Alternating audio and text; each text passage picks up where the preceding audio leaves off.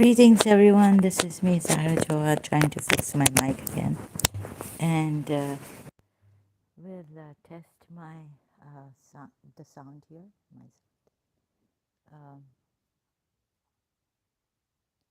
can you hear me? Is it loud, loud and clear or not? I don't think it's loud enough. So let me just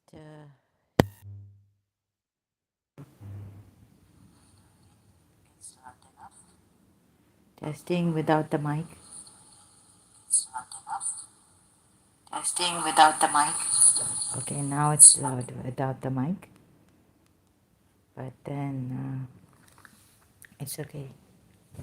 Good. I don't have to keep these headphones on. Uh, Loud enough again. Headphones on. Oh yes.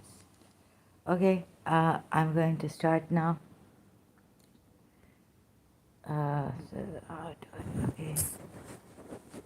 Uh, so I came to this ayat after having explained the contradictory ayat, simple ones. And now I took a break and I'm back. Again, my mind is working overtime on this, but I cannot figure it out.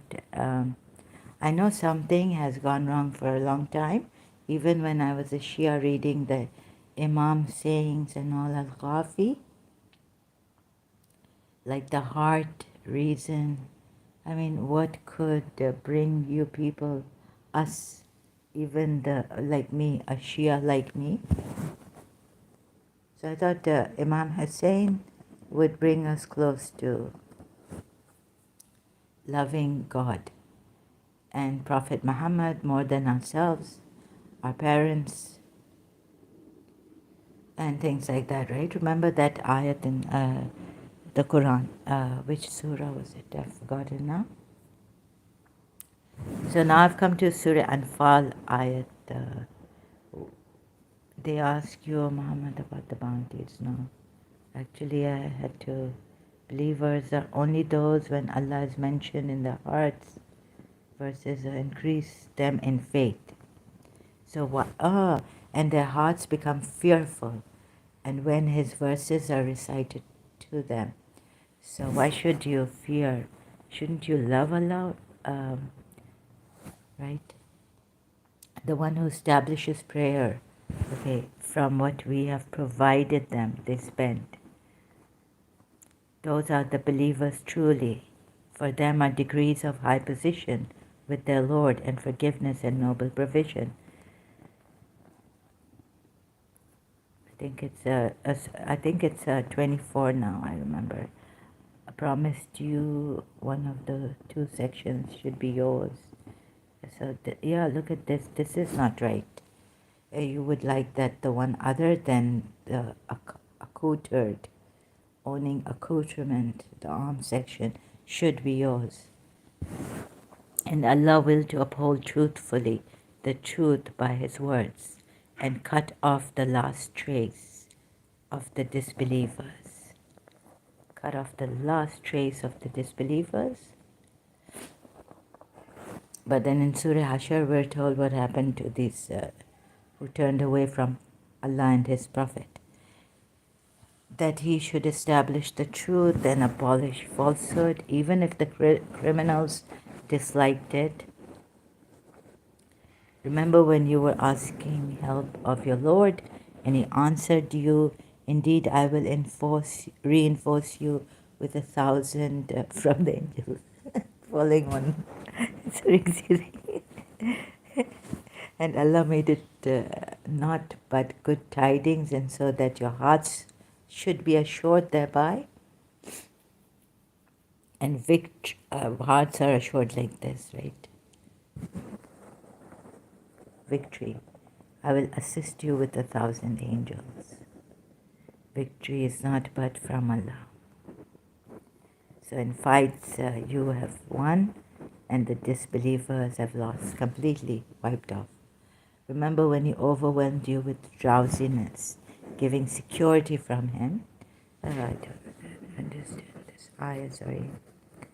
So, anything else I could be missing here? Cast terror into the hearts of those who disbelieved. So you would say, yes, this is, the Muslims would say, this is absolutely justifiable. That is because they opposed Allah and His Messenger.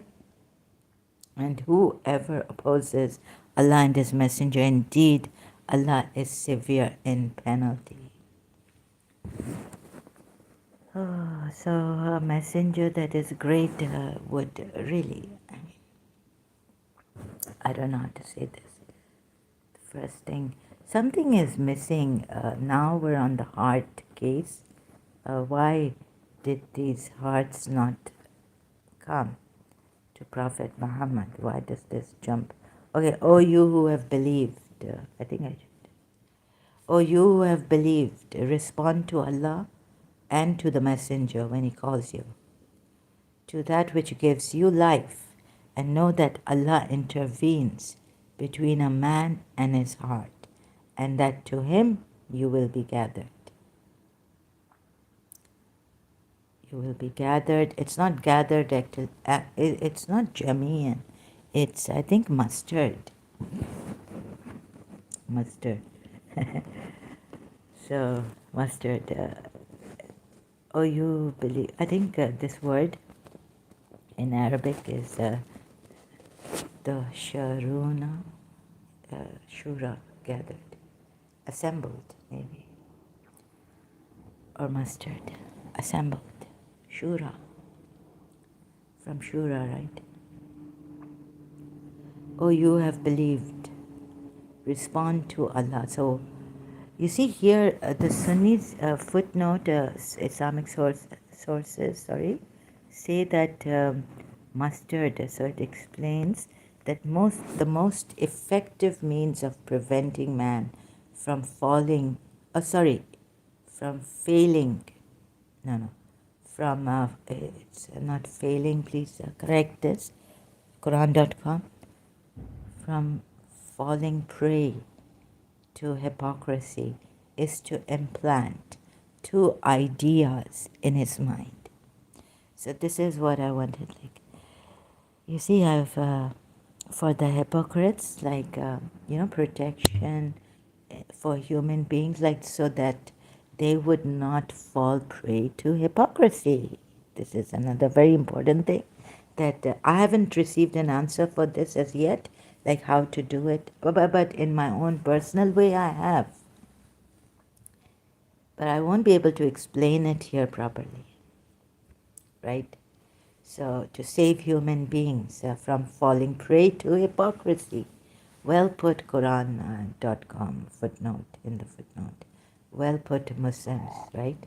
And without sarcasm. I really mean it. I found confusing things in the Quran ayat and even in Imam's explanations and all.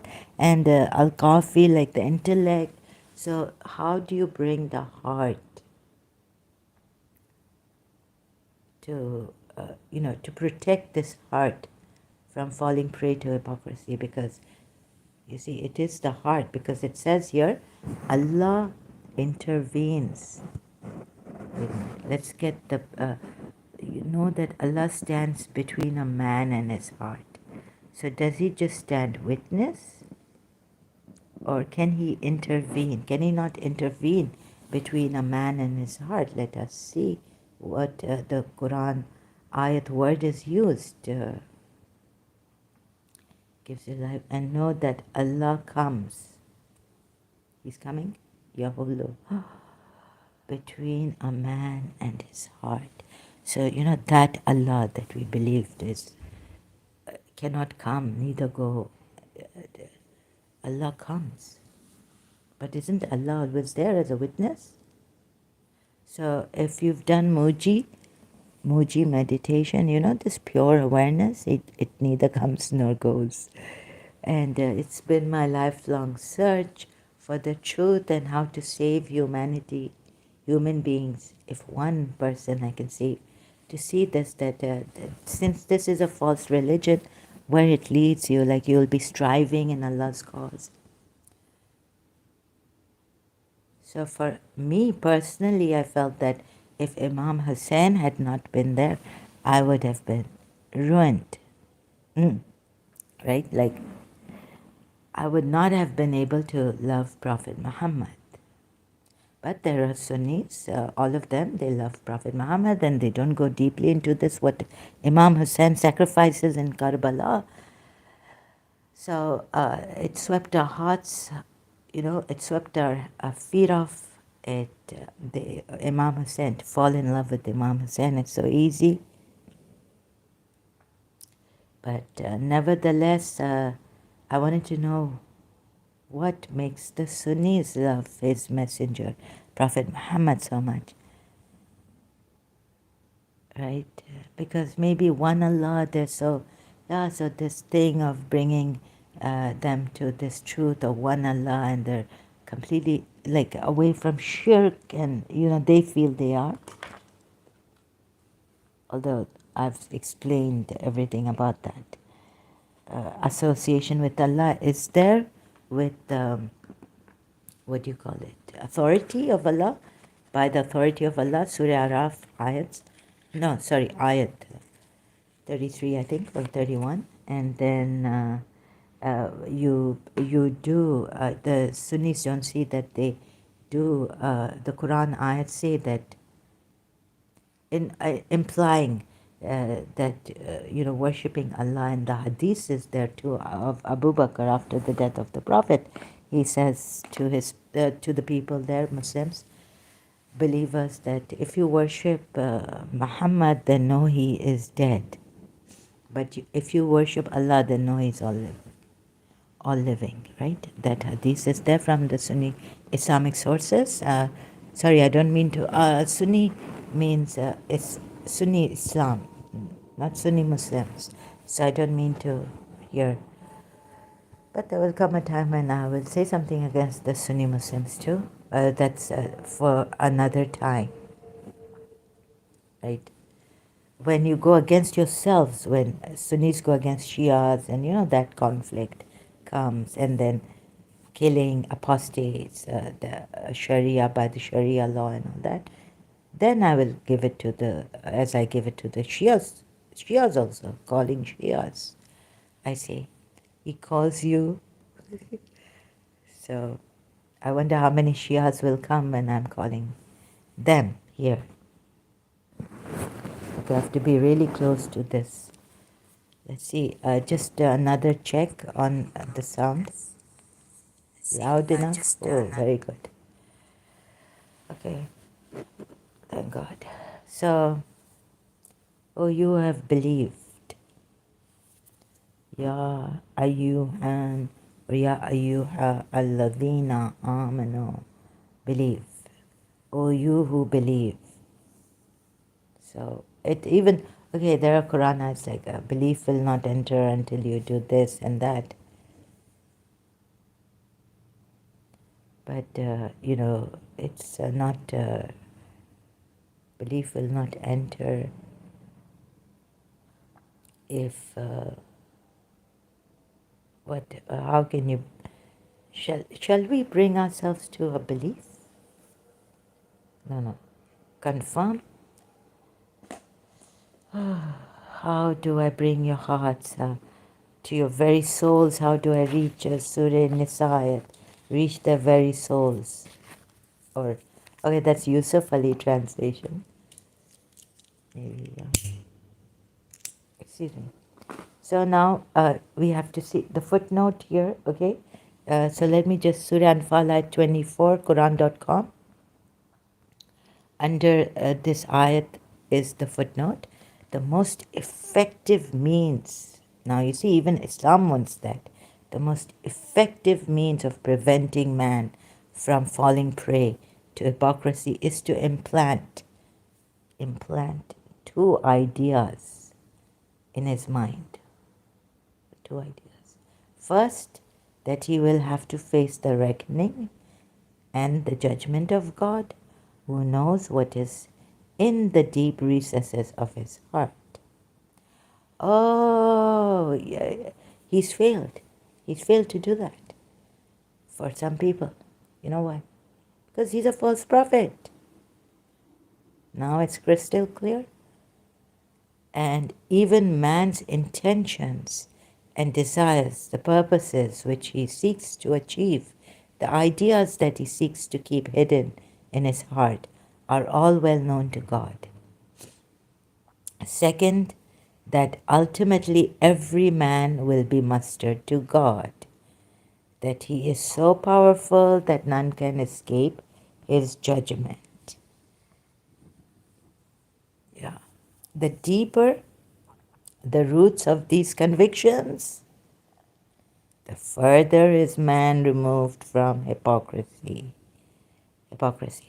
Hence, while admonishing Muslims against hypocrisy, the Quran frequently resorts to emphasizing these two articles of belief.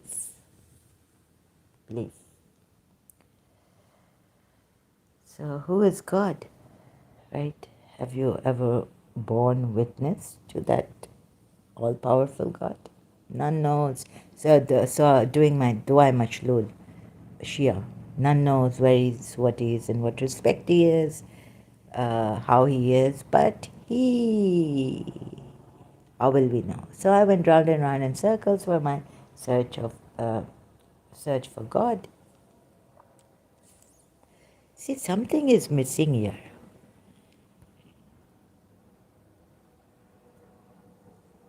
So now there will be no hypocrisy if you understand this completely.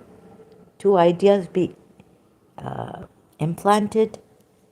Ideas? Do we need ideas, or do we need that yaqeen, full, complete faith, iman, reconfirmation? What is the word Muji Baba uses?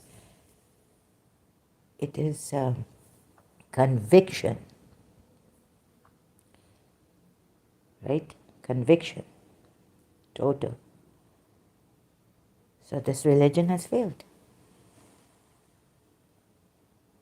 Now, Allah intervenes between a man and his heart. I mean, some put it this way. The translation, where's that translation? Allah intervenes. I have been reading that translation perhaps, but it's not. Cometh in between a man and his heart. Cometh. Does Allah ever come? Or is he always there? When you love someone, the thought of your beloved is always there. No hard labor can take it away from you, even if you are working. That truth remains in your heart. You miss. Oh, if you're like me, दीवाना दीवानों की बातें दीवाने जाने आशिक हूँ मैं. That's so easy. So you see, not even get yourselves busy. This, that can help. The truth my heart tells me, and time keeps its face alive. That I would want the principle. For the principle, I wrote this poem.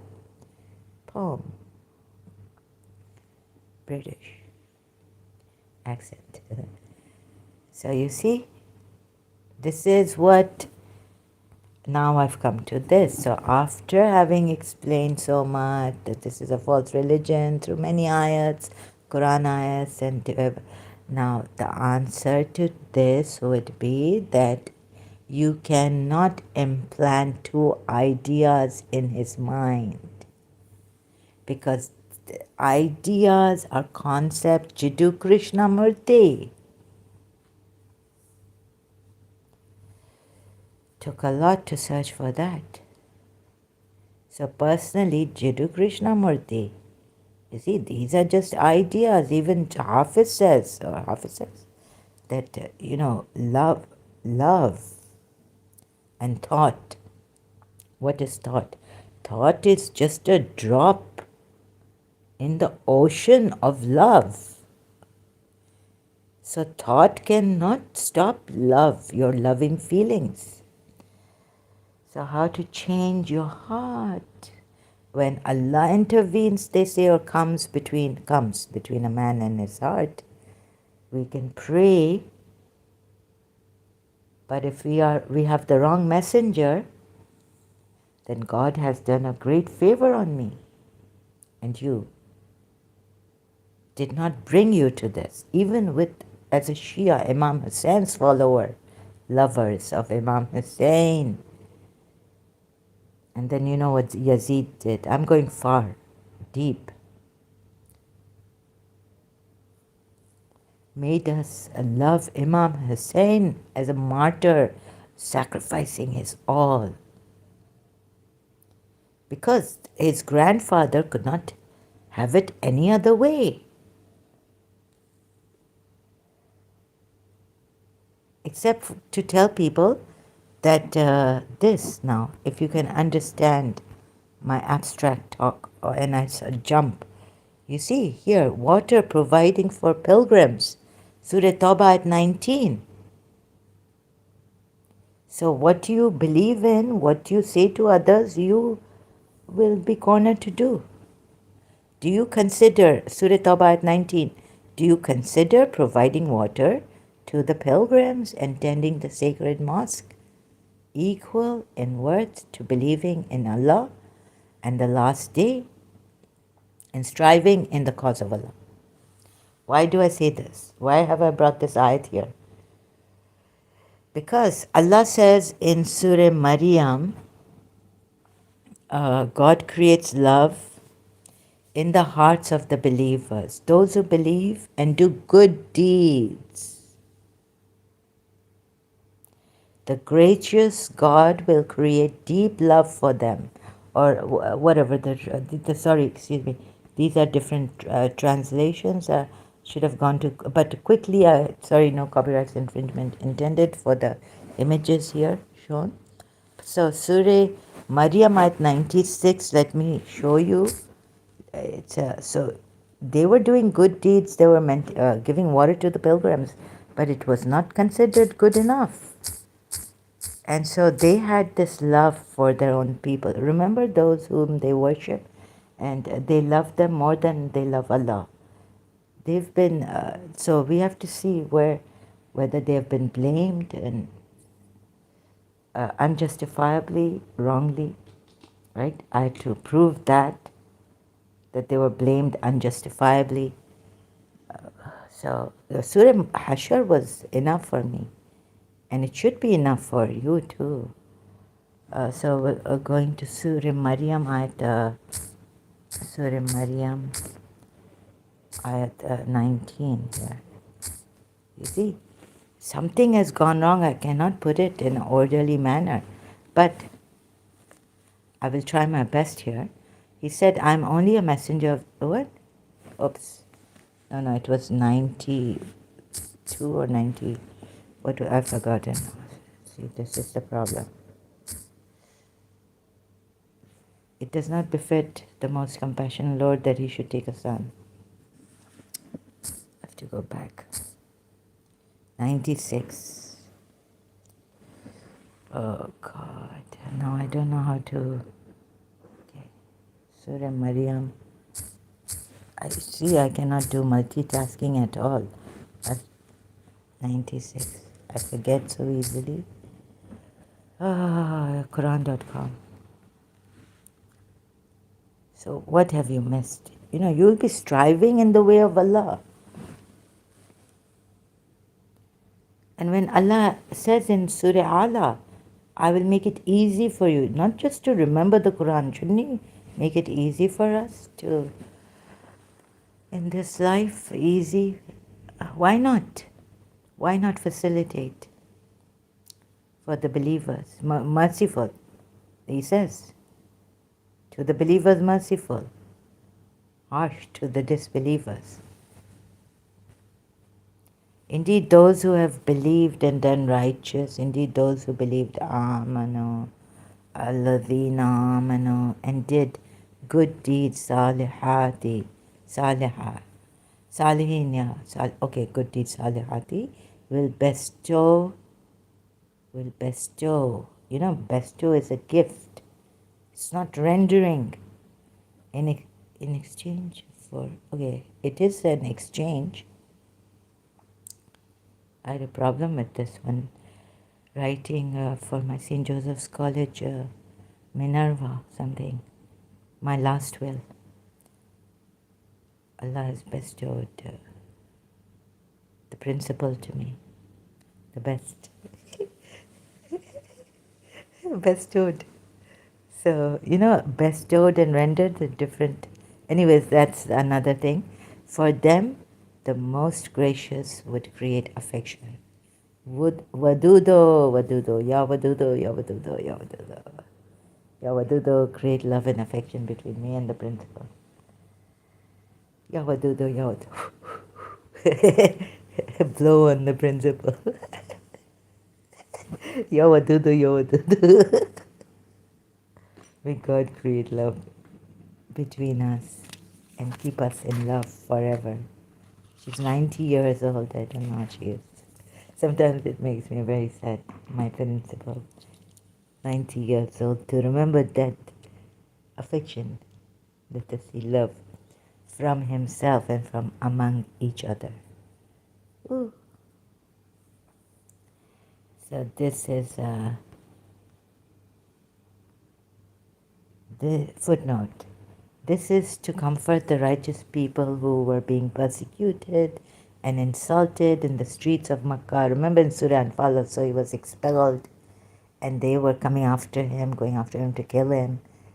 And all the things we are told, even in Surah Anfal, like expulsion of Prophet Muhammad from Makkah, they are being assured that the time is coming near when the people will honor and love them because of their righteous deeds and good conduct. Don't get deceived. Hearts will be attracted towards them and the world will hold them in high esteem. And this will happen according to a universal principle. Oh, what a way to put.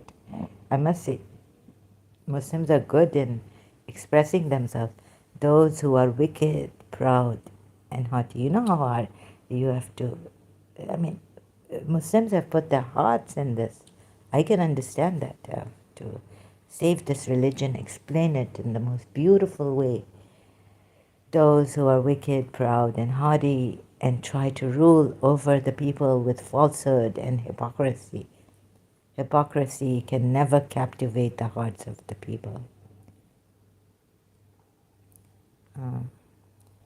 See, never can. Now, I showed you Prophet Muhammad was a hypocrite. This is it. You see, God didn't want me. I had to, you know what I had to leave behind? Now it's just to show you here, share with you. Imam Hussein, and then Imam Sajjad. I had to question, you know what a heart you need? Pain never lies. Wondered for years, how could Imam Sajjad lie? Huh? Right? It's quite startling. Sorry about the reaction. Can never captivate the hearts of the people. So now apply this to Prophet Muhammad and against those disbelievers, poor disbelievers, right? Can never captivate the hearts of the people. On the hypocrisy and falsehood can never captivate the hearts, true hearts of the people. True people who have loved. On the other hand, those who invite the people to the right way with truth. You see, this is what I was questioning my Shia, that why Aisha was 6 years old. Prophet Muhammad, she annoyed Prophet Muhammad, we are told, in Surah Tahrim also, but the Sunnis, I don't know how they see that, those verses against, but the Shia say she was a hypocrite, and so was Hafsa. Now we have Paramahamsa Vishwananda. I've been following him at times. What did he say in his... sorry, I don't want to misquote anyone or, but he said that he gives these eye dikshas, right? Whatever they call it, I've forgotten. Sorry. What happened? His one of his followers, disciples, was saying that he knows us. He knows which of you is a hypocrite, but he never says anything against you. Your hypocrisy, he keeps it inside. And he even, Paramahamsa Vishwananda said it himself that he's been hurt by the people, by his own people who have followed him and all this. Of course, who would he be hurt by? But then they betrayed him. So here we have another ayat which says, if you betray in Surah Anfal, Allah and the Messenger, and keep not your trust, and your trust you betray, then what is going to happen to you? Right? But Paramahamsa Vishwananda just lets them go. So what we will do now is that for your own good and for those people who I see like me, like who know there is something wrong here, and we can't come in this, and we are hypocrites. We become hypocrites somehow. On the other hand, those in, yeah. So just a little bit for a little while. Uh, just think, right? Uh, go in a calm manner, empty your mind or something. And now that we know how to empty our minds, just let yourself go and go to India or to a Hindu, talk to them. Go to Jews, talk to them. Go to Christians, the good ones, the real ones, and talk to them. And those who are not against Islam and not saying anything, just go to mass, see how they pray. Then it open your mind. It will open you to other religions and all this. And then see if you don't have doubts about your religion, right? Such strict in Surah Hashar. Because if you say it is justifiable to break down now, it is terrorism at its peak, and it is clearly put there. I mean, it doesn't say it directly, but it is implied. So I want to save you people. And then I also help you to see this so that you would come out of this false religion, which will keep you in duality. So I know there are Sunnis, non-Shias, who love Allah a lot. Prophet Muhammad, they love, honor, and you have to. Are you safe? Mariel Anthony, yes, don't worry about me, Mariel Anthony. Thank you so much for your very kind consideration. Message retracted. Okay. Why? So sometimes I'm scared, but yes, I'm very safe where I am. I think so. But can in the way that Muslims are not going to hurt me, or yeah, I think I'm safe. I can never answer a question, properly. This I'm so grateful. I am safe here. I'm safe. Why do you ask this, dear? So, thank you for your concern, but you need not worry about me. This is my life's passion. So, Celine Dion's song is that, you have to sometimes, what is that? I'll risk my life. So, what was that song of Celine Dion? How far, someone is scared and all this. Let me just check Celine Dion songs. The problem is that I have to get used to this. It's below, and in Google Chrome it was above. So where's that?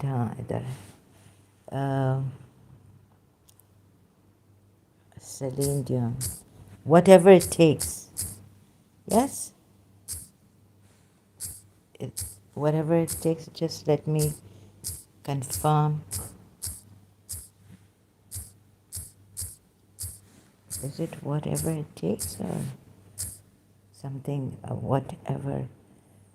If that's what it takes. Sorry, not whatever it takes. Yes. Thank God I reconfirmed. If that's what it takes. I don't want to see people scared. Scared. You know, once something happened, I'm not going to talk about it. In Karachi, there were men scared coming out of the building, running. Opposite Mota's grocery store in Karachi, Clifton. So if that's what it takes, so yes, sometimes I do get scared. But once I know that I've saved you, helped you to save yourselves. Who am I to save you? But you know, you can save yourselves. Then it would be great. Thank you, Celine Dion. Thank you, Google search. I wish I could. I'm going to listen to this song after this live stream. Mariel Anthony, thank you for being here. I'm so grateful. I cannot say God bless you, keep you protected, safe. And your family members, a lot of blessings, blessed New Year. Thank you so much. So you see, I just wanted to, this is an introductory. I haven't found the, I was thinking, oh my God, how will I do this heart thing, bring you, you see, because you need to be protected from hypocrisy. And this will creep in if there's duality and all this. No, I'm an ex-Muslim, Marian Anthony. Ex-Muslim. So, are you a Muslim? Thank you, sister. Happy New Year to you too. Thank you, Mariel Anthony. Happy New Year to you and your family members. Again and again. So this could go on, you know. You say thank you, I say welcome, then you say thank you again. All this. So where am I now? So water, good deeds, until you have to strive in the cause of Allah. So essentially what are you missing? Although I know there are Muslims, oh, it's such a shocking thing. No, I'm Christian. Oh, okay, I see. So Merry Christmas, belated, how do you say it? Sorry I'm late, but you came here now, so hope you had a great Christmas. A very Merry Christmas to you, blessed, to you and your family members. So then you see the thing of failing to hold on to this religion and come to what He has called you. Surah Anfal, Ayat 24. Believers, respond to Allah and respond to the messenger when he calls you, to that which gives you life. Closely examining this. Blessed Christmas to you, sister in Christ. Thank you so much, but I'm not a Christian. However, thanks. I'm not a sister in Christ, though. I'm a truth seeker. So, sorry about that. However, thank you for the sister in Christ. Let's say I'm a sister in humanity. That would be better, Mariel Anthony. Call me So you see this, you see how, and a man, and Allah stands between a man and his heart. And then we are told hearts have a tendency to go astray. And some Muslims could be, blaming themselves that no, we are not true Muslims. We have done some wrong things. We need to make amends. Every year they would go for Hajj and make a resolution, like on New Year's resolution. The New Year's resolution that now we will be good Muslims this year after Hajj. Bas khatam shud, finish, finito. And again, they fall back into their a bad habit that it has been formed now. So if you can, as Muslims, if you can relate to this, what I'm saying, then I would really appreciate it if you would come here and help me help you. And so make it easy for you and myself and everyone else. We don't need to kill or get agitated, aggravated, or hurt when someone says anything against our Prophet Muhammad, my previous prophet. I was a Shia Muslim. It's not worth it. Whenever there's a night you need love. You remember that, sorry, I'm just bringing out an American movie. It's better to drop the knife. Drop the knife. And not only that, don't get hurt. So we are doing this, and know that in my heart, I have been in pain too. Right? We are searching to see how, closely examining and analyzing how this messenger, using Allah and this religion, Islam, has lied to us.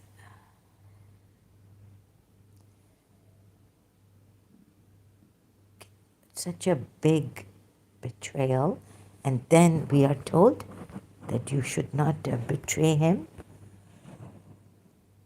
Look at this. And then we are told that the Makkans expelled him and were after his life, wanting to kill him. Not strike those who wronged among you, exclude, and fear a trial. Okay? And look at this now, the rest of the ayats after 24.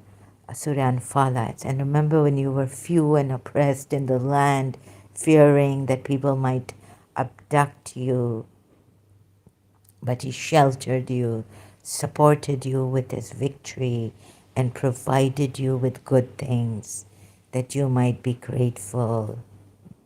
So the Jews could be just grateful now, living in Yathrib. He's asking them to fight, fight, fight. Oh, you who have believed, do not betray Allah. This one. And do not betray and the messenger, or betray your trust while you know. Oh. So you see, it has hurt us, as it may have hurt the Muslims while we ex-Muslims do this. So I apologize for that hurt that I had to cause you, Muslims. Mu'min, believers also. O you who believe, do not betray Allah and the Messenger, or betray your trust while you know, and this person knowingly has been betraying us, and he's the one whom God said about. And there is this one. So there is this, right? For someone who bears witness to Allah and calls Allah to witness. Surah Baqarah ayat 204. Then he goes about doing mischief in the land. Among people, there is a kind whose sayings on the affairs of the world fascinate you. You know how his social justice, Islamic social justice, fascinated us also. Nothing like Islamic justice, social justice, and the financial thing about interest and all this. The Islamic banking system fascinated us. He calls Allah again and again to bear testimony to his sincerity. Yet he is more fierce in enmity. You see, will he allow? Who? Ask yourselves, who is the one who doesn't allow another now after Makkan ayats, in Medina ayats? Who is the one?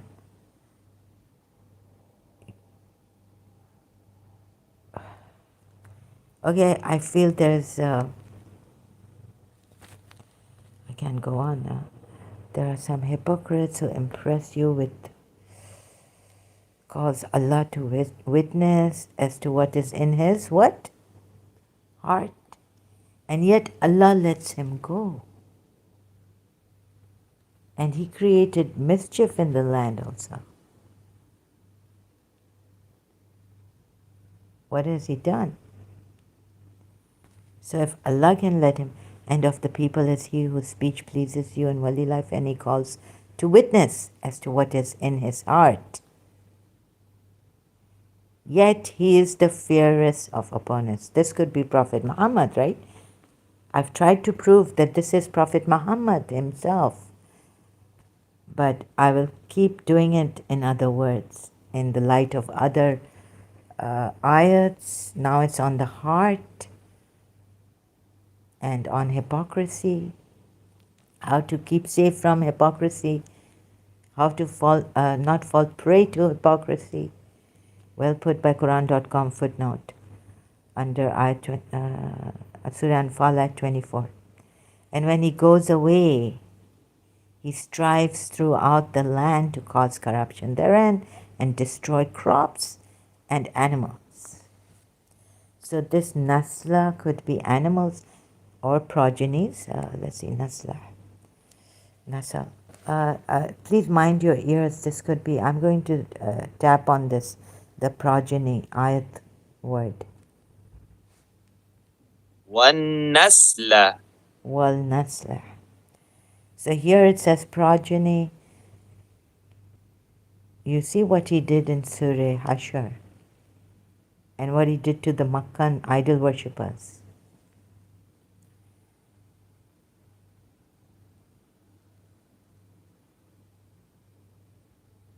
And Allah does not love the corruption.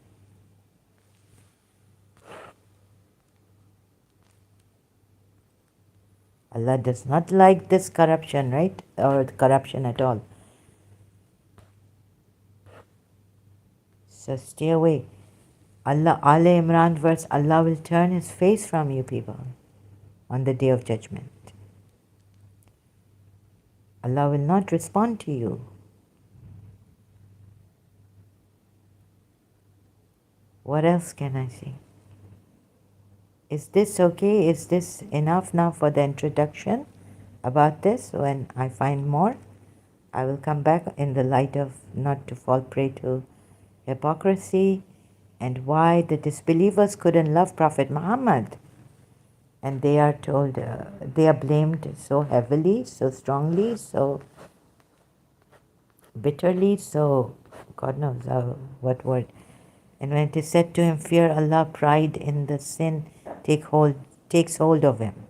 Sufficient for him is hellfire, and how wretched is the resting place. So I've proven that Prophet Muhammad was a hypocrite and all this. And this 204. Corruption. He has spread corruption by saying that help people fight, strive in the cause of Allah. And of the people is he who sells himself, seeking means to the approval of Allah. And Allah is kind to his servants. I'm sure the Shias are going to say this as Imam Ali, i.e. Imam Ali. So about another thing I just want to add, Surah Azab verse 6, that now these wives of Prophet Muhammad are the believers' mothers. Abu Bakr was Aisha's father, What is God doing now? Abu Bakr has to now come and call his daughter Ummul Mu'mineen of the believers. And Abu Bakr, according to the Sunni Muslims, was a believer. Sunni Muslims, he's among the four Rashidun caliphs. But even if we take then yeah, so that's why the Shias had a good idea. No, they didn't have a good idea, but what the Shia said fell into perspective, because Abu Bakr was not was an idol worshipper. He was a hypocrite. So according to the Sunni Muslim source, Islamic sources, so and Umar too. Then Umar will call his daughter. No, he said my daughter, but Ummul Mu'mineen. It's just not fair according to what Allah Himself says in Surah Azab ayat 4, 5, and then in Surah Mujadila ayat 2. So I've been stuck on Zaid, Zainab bin Josh becoming Zaid's Ummul Mu'mineen now. But then I realized, Abu Bakr, because certain Muslims take him as believers, rightly guided caliphs. He was one of them. And Umar too. And Prophet Muhammad married both their daughters, right? Abu Bakr's and Umar's, Aisha and Hafsa, respectively. So this point I had to put here, which I had forgotten in the earlier videos or didn't consider at all. Okay, thank you very much. Mariel, Anthony, I'm so much grateful that you joined me here. But as a Christian, I would like Muslims to come here and listen to this. Right? Okay? And help, please spread, share these live streams if you find them good enough to save the Muslims. Share them sparingly on your, wherever your social media and all. Thank you so much. I will come back later, still contemplating on this. If I can then for sure show you that it has duality and this is all a lie, and you will never. And the true ones, how could you expect the true ones to respond to this false Allah that He has created for His praise? And He has used the monotheistic Allah, Prophet Muhammad, and to love His kins also. You see? And what a mess, what a harm He has done. We're told what harm hypocrites do in religion, causing harm to religion. He's the master, the father of it. So we need to save Muslims from this false religion, and why we now will not respond to this false Allah's call and to His messenger and his progeny's call to this Islam, taking them as means of approach. The Shias, Bibi Fatma Zahra, what she said to Abu Bakr, we are the means of approach, and that means of approach is a ayat in this Quran. The number I cannot remember, cannot remember, and the surah also I cannot remember, in which this ayat is. Seek the means of approach to God. So we thought, He has given us such a great thing, He could have copied this from the poor Jews of His time. Not the ones with Hazrat Musa who killed polytheists, idol worshippers, but Yathrib people. Okay? So all the things like this, and this was going to be discovering online. Let me see if I can find more answers to this. that we will not respond. Why have we failed, and why do these disbelievers, why does Allah blame the disbelievers so much for not being able to respond to Allah's call and to the messenger? And this, you see what he's done to the hearts of people. Know well that Allah stands between a man and his heart, and it is him that all of you shall be mustered. It is to him. So hearts, any other ayat, and yeah, the one that says the hearts have a tendency to go astray. You see, you'll be round in the, much injustice has been done. I cannot tell you what was at stake and what still is at stake if the Muslims don't see this. So hearts have a tendency to go astray.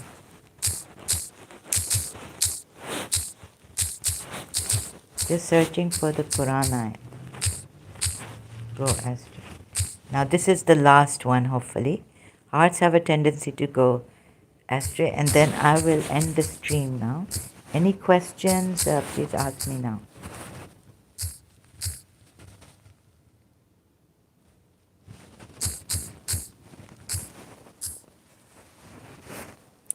When God wishes to guide someone, he opens their breast to Islam. When he wishes to lead them astray, he closes and constricts. You see the heart, oh my God. Okay, I couldn't find that verse. Then the skins and the hearts become soft enough to tend to. You see, hearts are very important. Even there's a hadith on Rasulullah saying that there's one organ in the body, if it's salim, if it's wholesome, the whole body is remains healthy. And that is the heart, he said. If I've quoted him properly, understood his quote properly, saying, he whom Allah guides, he alone is rightly guided. Let's go astray. Oh goodness. Allah lets go astray. I don't object to this, but opens their breast to Islam. Salahuddin is here. Oh my goodness. Salahuddin says, let's agree to disagree Islam.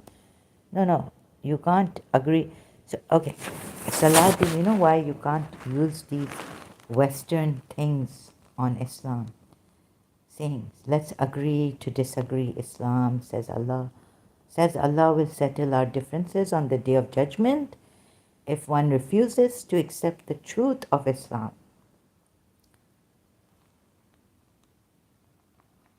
Acha. Surah Hashar ayats again. Salahuddin, I'm very angry now. I have to be honest. You see, you are, again, then, excuse me, wait a minute. No. Did Rasulullah say this? This is only one ayat you are quoting, and that could be a Makkan ayat from the Quran. Let's agree to disagree. No, apostasy, you don't know what is the laws of apostasy in Islam? There's a death penalty on us. So stop being so, wait a minute, I'm going to take a screenshot of this. Now, Salahuddin, don't deceive people by whitewashing and just giving us one ayat from the Quran. Okay? So this was, just because they split away from Prophet Muhammad, no. You could come after, your Muslims could come after our houses, break them. These poor people were hiding in their houses. They had to cut down trees, they are told in tafsirs. For you is your religion. That was before even he got the power, this Prophet Muhammad. So, now I showed you one contradiction. Don't go there. Don't try to, sweet talk me out of this. Diaper baser doing DAT, Anya, what is this? Ars L33, I don't understand. Sorry. Come here, speak in English and be straight. Sorry, I have to remove that. And I will time you out. Ours L33. Now, Salahuddin, you are playing games with me here. Don't whitewash Islam. Those ayats you are, that day you said it seems to be. Don't be, you are deceptive, dishonest. Now I have held a conclusion about you, and I'm not going to allow you here anymore. You are a liar.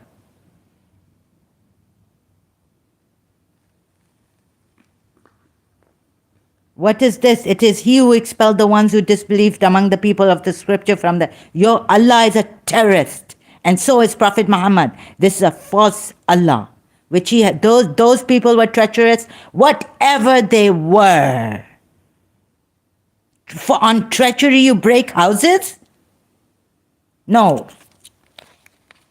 And you are treacherous, so I come after you and break your house?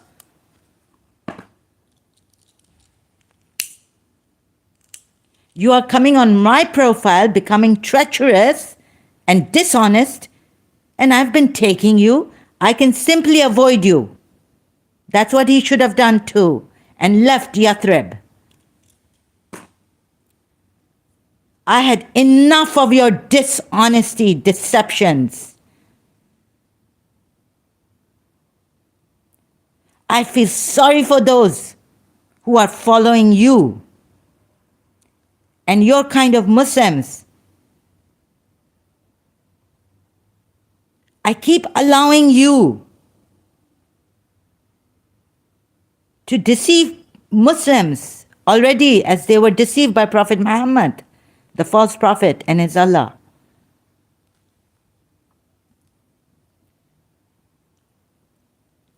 And I could have been killed here in a Muslim country, or even in a foreign country. They would have come after me like they went after the cartoonists.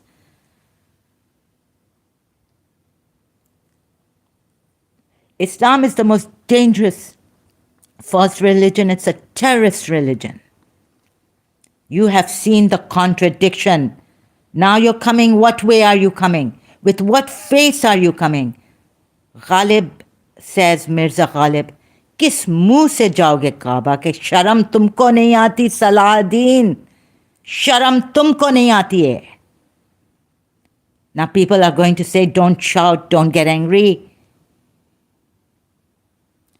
And Salahuddin is so quiet and so polite, and he'll come, inshallah, and may you be well and protected. Meeti churi se kaatna.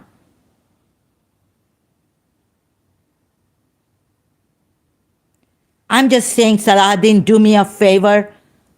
I can no longer accept deceptions and the deceiving followers of Prophet Muhammad. Dishonest liars. I'll be very straight now. तो तुम लोग मीठी छुरी से काटो. Honey poisoned Khalil Gibran's story on that.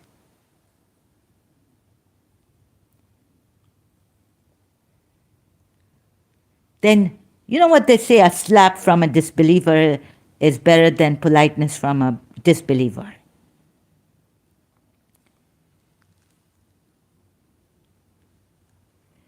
So don't deceive yourselves. Don't fool yourselves by thinking that those who get angry, we go this far, this is our limit, and we ignore the deceptive, dishonest, treacherous people, Muslims even, like Salahuddin.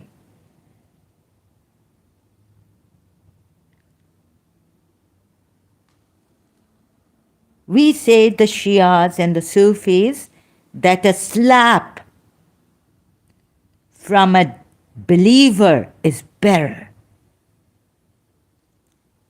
than kind words from a disbeliever.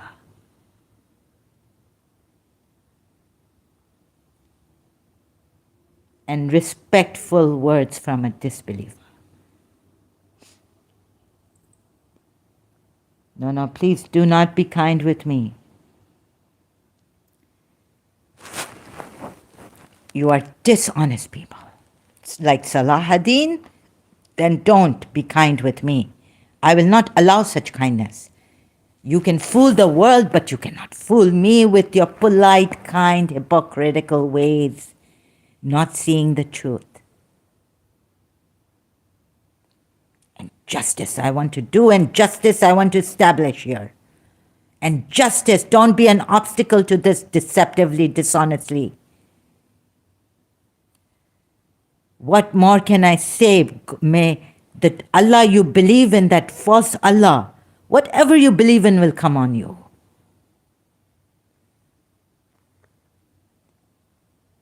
Will throw abomination on you, Salahuddin.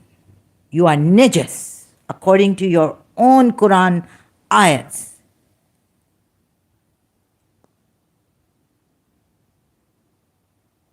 And we cannot have this. We cannot allow this anymore. So I'm not breaking your house, neither am I coming after you or harming you, but I had to say this much. Salahuddin says, I strongly condemn any threats against ex-Muslims, as we are commanded to invite to Allah graciously. Which Allah graciously are you inviting people, ex-Muslims to? We have used our reason, and I've shown you contradictions. I have more proof than Prophet Muhammad can provide. The truth, the veracity about his religion, or even his Allah. I'm providing the truth, showing you the truth. How can you say this otherwise? You are inviting people to a terrorist religion. Now tell me, using reason, Surah Yunus ayat. I keep forgetting. Isn't there a... You said last time, that time when you came that night, you said, show me one contradiction. What will you do with it? Decide what you will do with it. I have to do a screenshot on this. Your dishonesty, Islam's dishonesty has been spread far and wide. We're just sharing. We have the right to do. Showing you this is a false religion. Do you see the hypocrisy in Surah Mujadila? Do you see the contradiction? Mujadila. You said, where are you from?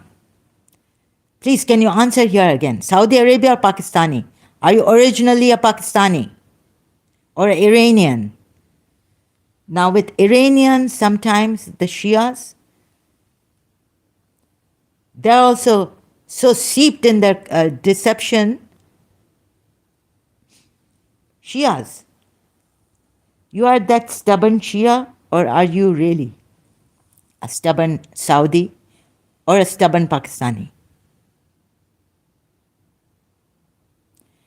No. You may invite to Allah graciously. You are inviting to Allah graciously, meaning the money I'm receiving here from a Muslim country, because I'm from a Muslim country,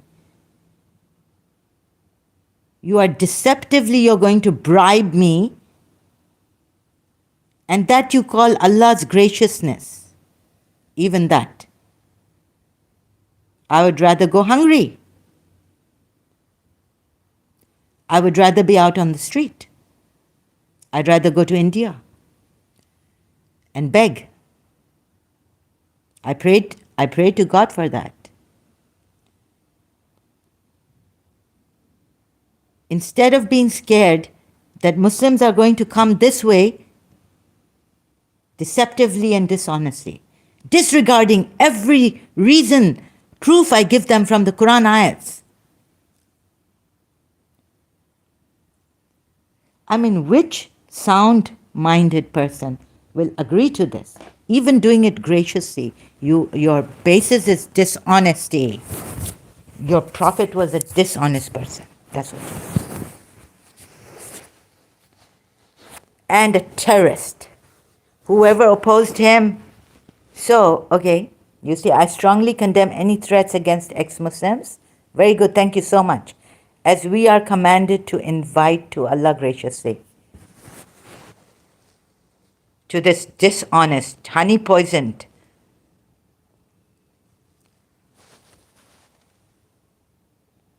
So Salahuddin strongly condemns any threats against ex-Muslims. That's really good. As we are commanded, you are commanded to invite to Allah graciously. But later on, what happens if we come? You deceive us. Your prophet has deceived some people. He's made errors. Here in Surah Mujadila, Allah ko to chhod do, leave Allah alone, right? This Allah, what do you say about this ayat? No.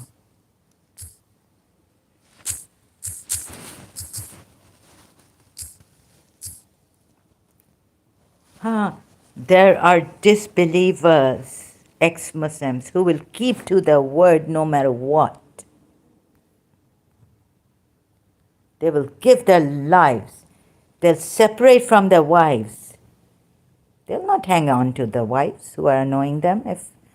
But maybe, like my father did, and whatever was the reason behind that, we endured.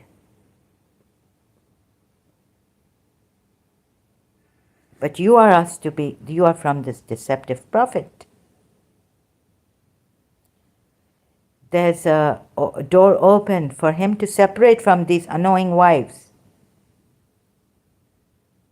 O Prophet, even Allah asks them, why do you prohibit yourself what Allah has made lawful for you? Seeking the approval of your wives. But to your deceptive prophet, God is forgiving and merciful.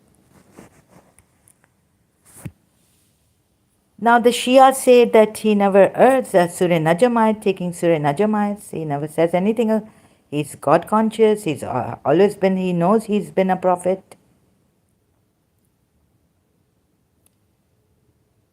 And the Sunnis also, according to Sunni Islam, O Prophet, it is Prophet now, he's a Prophet. Why do you prohibit yourself?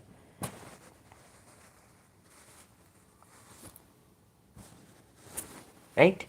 Then we have here Surah. You would not see the truth, and you're inviting people to this deceptive false religion.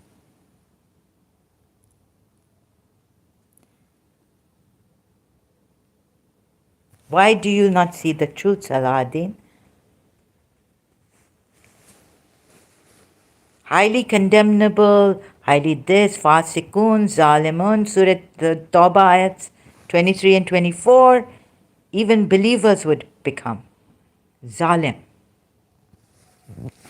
How can you allow people? We are commanded to invite to Allah graciously. Are you? I'm sorry. दिमाग हमारा खराब कर दिया इधर. Thank you for this. Actually, I strongly condemn any threats. You are, but I'm so sorry to see that you. Okay, you are a good Muslim, I guess. You are peaceful. But your religion is not peaceful. You should see this. Now let me calm down. Otherwise, I'll feel guilty. Because you said such a. But you can't see the contradictions. So that would make you sweetly deceptive. But anyways, he said, I strongly condemn any threats against ex-Muslims. That's really great of you. You see, if you care for the ex-Muslims, right? You really care. You honestly care for the ex-Muslims. But you know how much more does that true God care for you and those Muslims who are in this deceived? Save your souls. Save your hearts. Make life easier for people. That's why I get angry. Surah Tahrim. Did you see Surah Tahrim 1? There are men of their word. Once they give their word, they will not back up. They won't take qasams. of Allah. Please, Allah, that qasam, it's not a toy. Allah. Wallahi, wallahi, wallahi. What is this? By Allah, by Allah. By God, by Allah. I will not do this again. Prohibiting himself what Allah had made lawful for him, seeking to please his wives. And who should he be seeking to please? He's told the believers, please Allah. Become Radi Allah no, after your death, become saints. And here we have in Surah Maida, isn't he a hypocrite here? 87. My picture comes in the ways. O believers, do not forbid the good things, not even obligatory ones, like namaz, fasting, hajj, zakat, according to the, right? Islam, Muslims. Do not forbid the good things which Allah has made lawful for you, and do not transgress. Or else you will be. If you do this, you will be transgressing, right? Allah says, do not transgress. He has set a limit. And he says, do not transgress, meaning in this, do not transgress. So if you do this, forbidding yourself the good things which Allah has made lawful for you, O believers, what will you be? Why hold on to a religion that has contradictions, that is showing that this Quran ayats are showing? Were you not in this religion for haqq, for justice, for truth? There are people who say truth can be told in the most beautiful way. Why not go to Hindus? Maybe the Guru will give you a slap or something. But I tell you, that slap is better than this. Sweetness of deception. And taking you to the deceptive Islam, religion, false religion. Sorry, excuse me. Just this, and I even earlier on, shall I show you another one? Surah Safayat. To make it completely confirm that your prophet, Allah hates your prophet. You know why? Should. But the hypocrite will not write that down. Surah Safayat, right?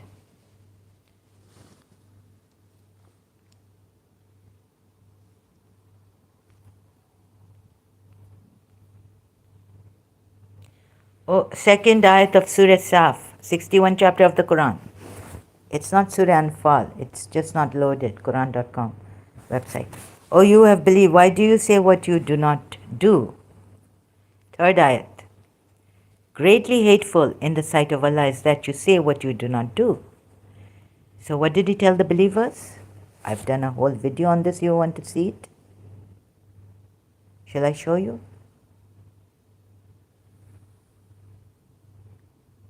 You will not be ruined by leaving Islam. You will be saved by leaving Islam.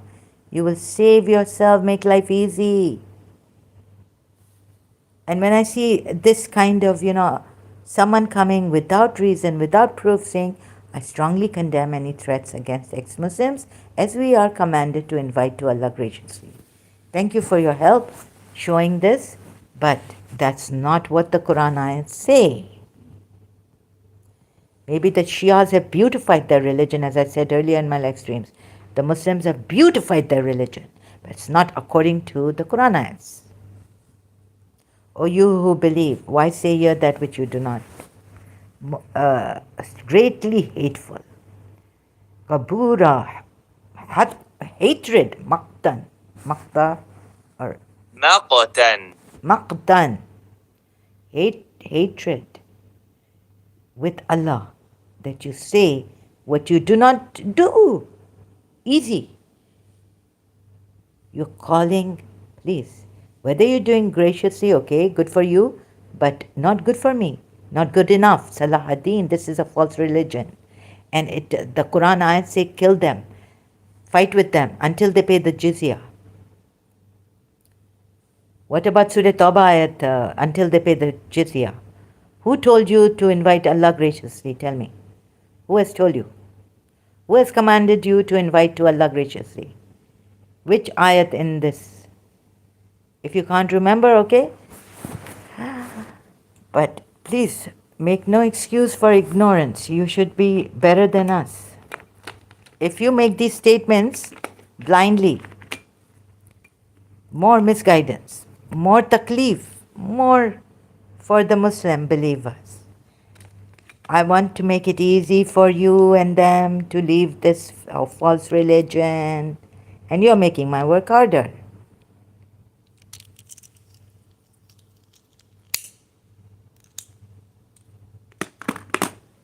So, there were these really good Christians who would help. I mean, there were some Muslims who converted to Christianity even in Pakistan, because I was told that one Christian helped a Muslim, and helped in the way that, he was, no Muslim helped him. He embraced Christianity. So I told myself that better that I get slapped by a believer. You see? So you're just like those Muslims who say, Christians, I strongly condemn any threats against ex-Muslims, as we are commanded to invite to Allah graciously. No, the Christians are commanded to. You are not commanded. Where is the command? Show me the ayat. Show me the ayat here.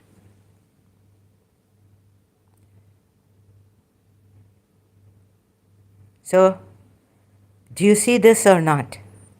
Greatly hateful in the sight of Allah is that you say what you do not do. What was he supposed to say? And what did he say to the believers in Surah Ma'idah 87? O believers, do not forbid the good things which Allah has made lawful for you, and do not transgress. Okay, please, Salahuddin brother, come out of this deception. Don't. How can you say something like this when there are spurious, when there are many ayats? Ayats are also spurious, fake.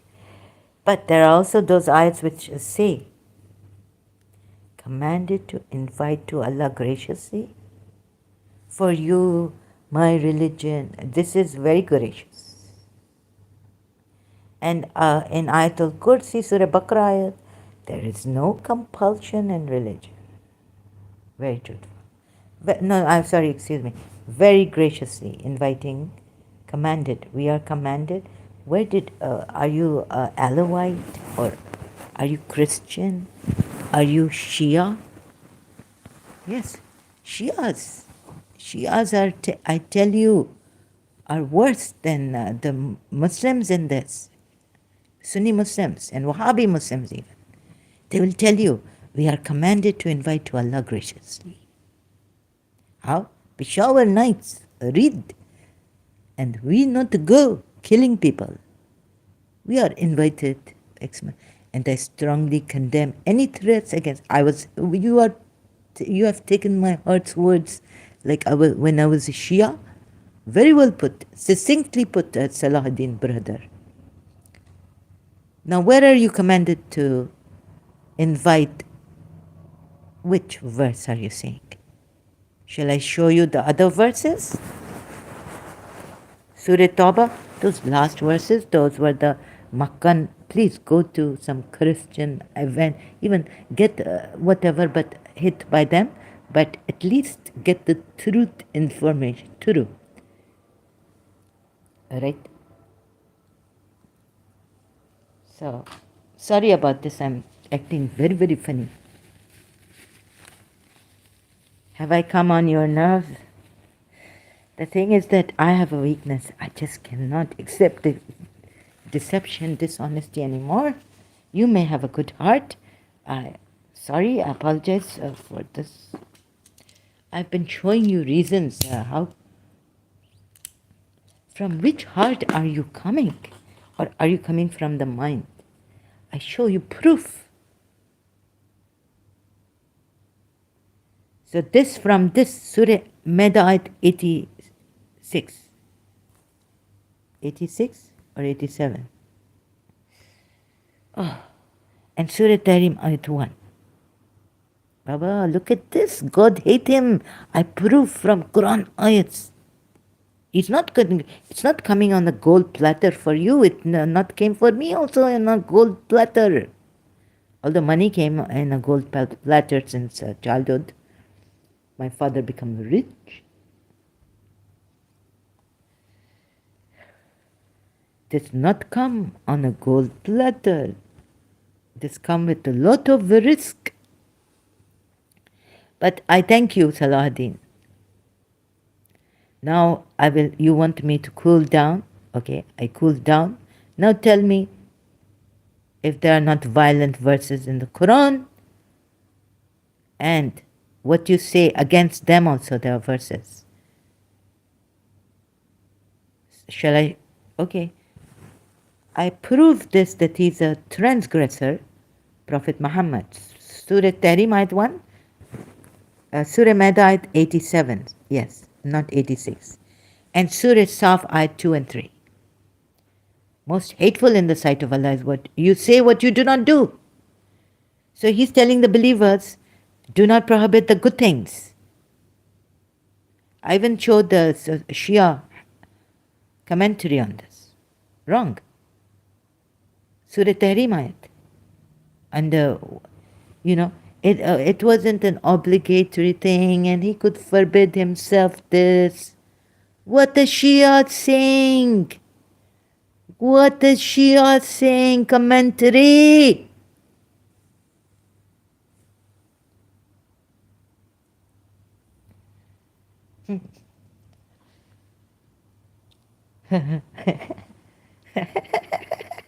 It is a Shia saying that in Surah Tahrim, Prophet Muhammad, he forbid himself something which Allah had made good for him, not obligatory.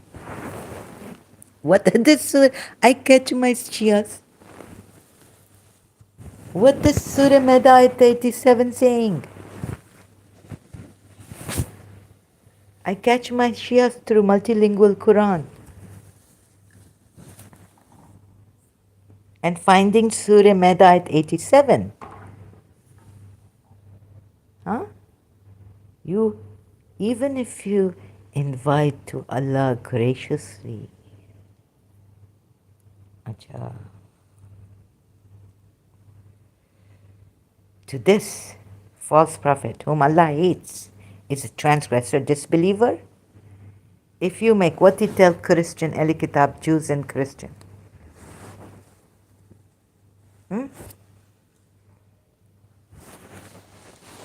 Make not a lawful.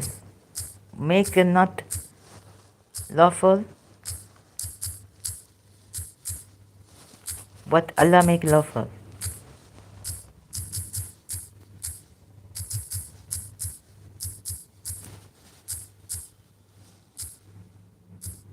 Okay, I enduring with you, Salahuddin. I wish you best. I apologize for that outburst because I explained this before. I cannot take it. But I will not, this is my limit. I cool down. You see how I cool down now and allow you to be here? Even that night I allow you. I say, no, that's it. I'm going to time you out. Now please, do not go against the reason proof from Quran ayats. Quran ayats. I'm trying to save my Muslims from falling into hypocrisy and striving for the cause of Allah, making life so difficult for themselves, feeling gunegar all the time, or maybe some of the time. Why? And how is Allah blame others,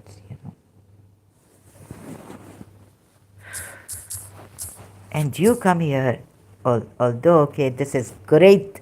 I strongly condemn any threats against ex-Muslims. If you're coming from Saudi Arabia, Saudi Arabia has made a gigantic leap, quantum leap on this. So I salute you and Saudi Arabia for that. If this really coming honestly, Salahuddin brother, I salute you and your country, Saudi Arabia. You have taken a gigantic leap, quantum leap. But Islam not to say this. I want to correct the Shias also. That Allah commanded us to invite to Allah graciously. That we are commanded. Oh, if I could remember that verse. You are not commanded to invite to Allah graciously. Neither was the Prophet. If you were commanded, Prophet Muhammad's behavior should have been at the pinnacle, peak, zenith of this. You know what Allah gracious means? He has toyed with one Allah, true Allah, the one and only, without divisions, without two, without three.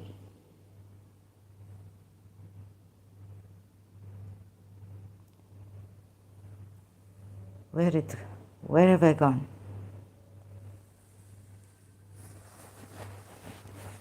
Oh, Ahle Kitab. Wait. I think it is in Surah Tawbah, another ayat. What? Invite to Allah graciously. When you know Allah is so gracious, why fear for your life? After you, Ali will come.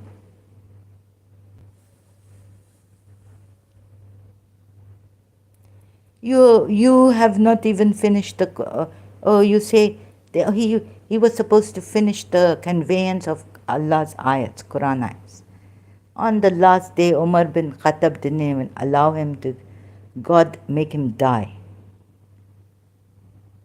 Pen and paper he was not given. Imam Ali could not prevent it with his graciousness to Umar. Graciously. Umar, Imam Ali, Fatima the gracious and Imam Ali the magnanimous? Huh? His last, Prophet Muhammad's last will, not written in pen and paper.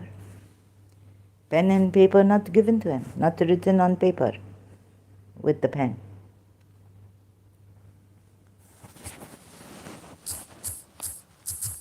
Graciously invite people. We are commanded. You are in a delusion, Salahuddin, and I want to take you out of this, and your Muslims and the Muslims you represent. So my heart can lie in peace.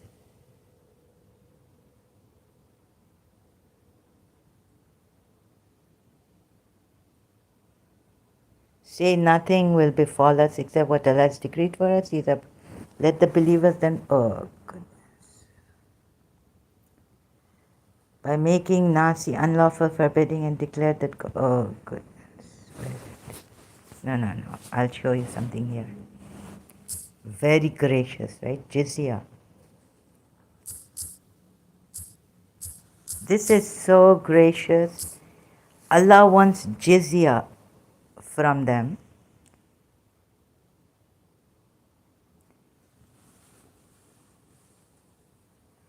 Why I keep forgetting this number of Quran ayat. Fight against those. Very gracious. You are commanded graciously. Surah Tawbah at 29. Saghirun, subdue them. Fight. Qatilu.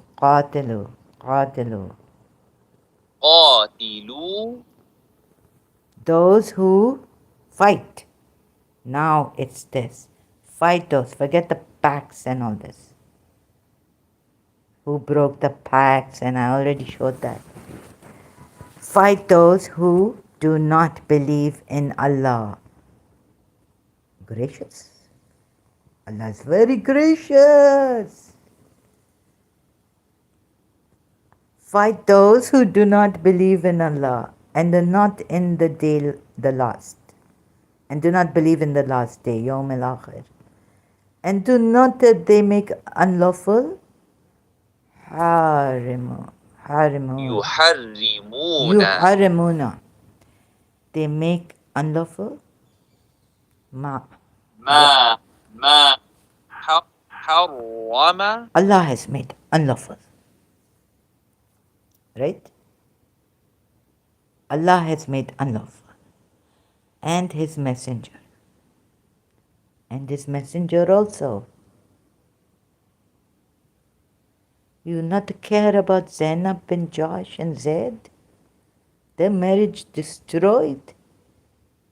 You not care about what is said in Surah Azab verse 37 either?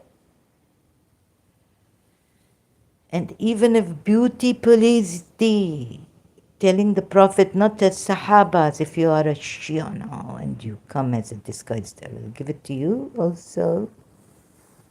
Can you hear me? Or is my mobile gone far away? So, it says fight.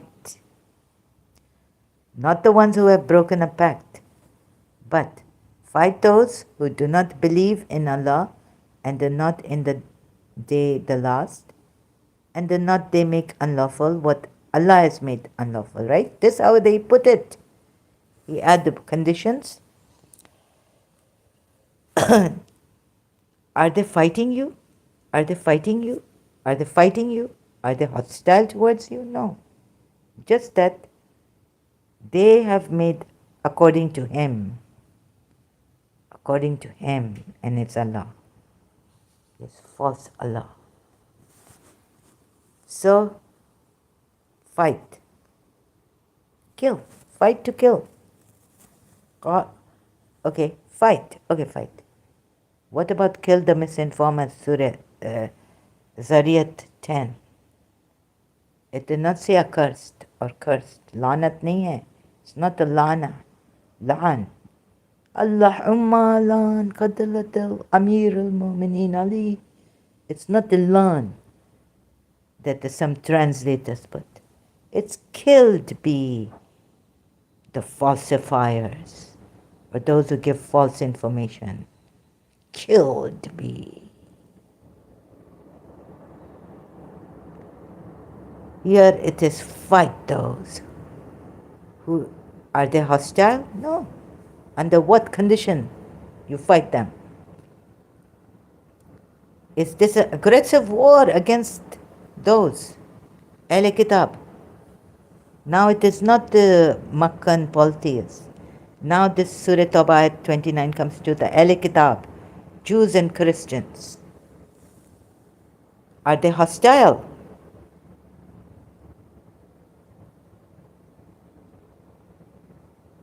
Are they opposing Allah and His Messenger?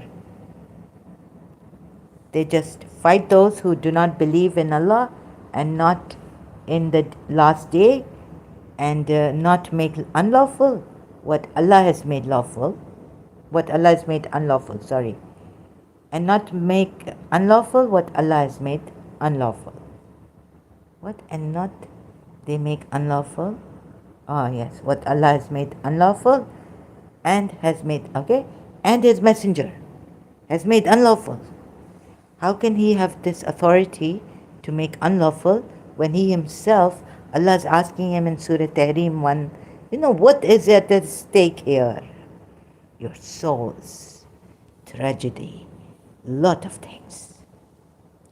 If you follow this messenger and you're told to obey completely in your decisions, quarrels, disputes, completely submit. And moreover, what Allah and His Messenger have made unlawful. What He say? He can't fool me, and I hope He doesn't fool you too. Salahuddin, today you go and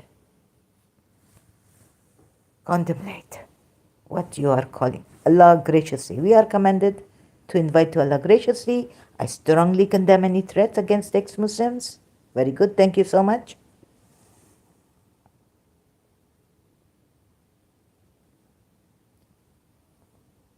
These are not hostile ones. And now explain everything unlawful and his messenger made unlawful, and not they acknowledge the religion of truth from those who were given the scripture. It is about Ahli Kitab. Not even about the Makkan polytheists, dirty who broke the pact and this. What does this ayah say? What are the conditions about fighting them? What are the conditions on that? You Muslim believers have to fight them. Please read. I will give it here. Surah, and remember it, because I also keep forgetting, but I hope your memory is better than mine.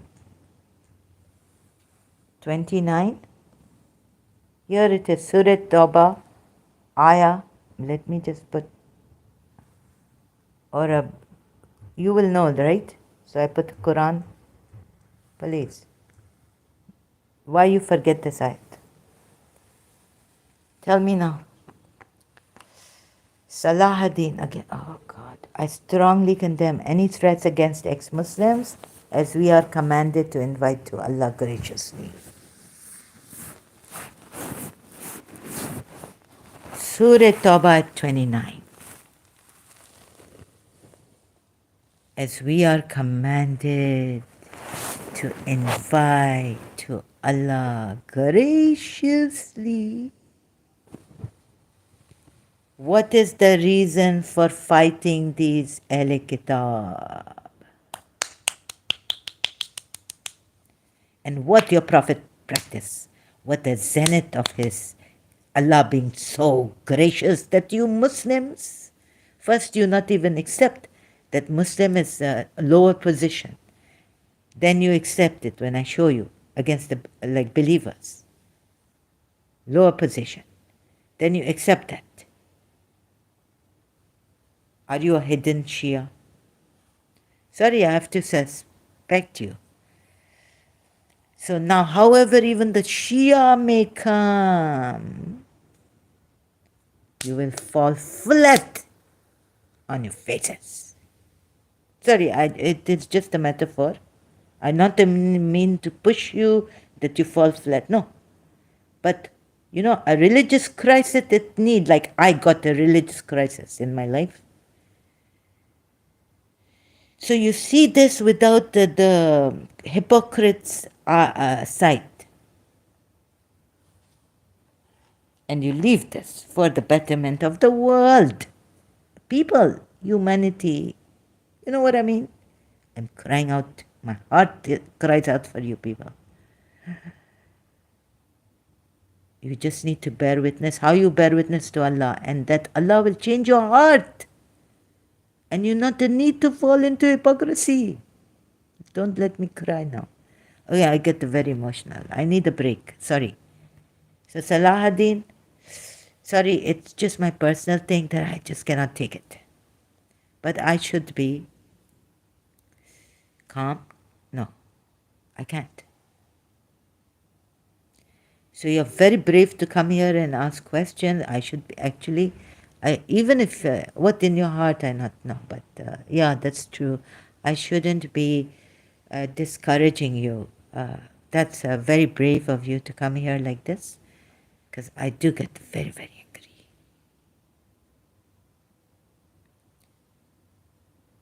So please please don't mind my words. Fall flat Shias on your faces mean you need a religious crisis then. If you can't let go of this religion, it's like addiction. And I'm giving you proof from the ayats. Contradictions. I proved that Prophet Muhammad was a transgressor, a hypocrite, a disbeliever.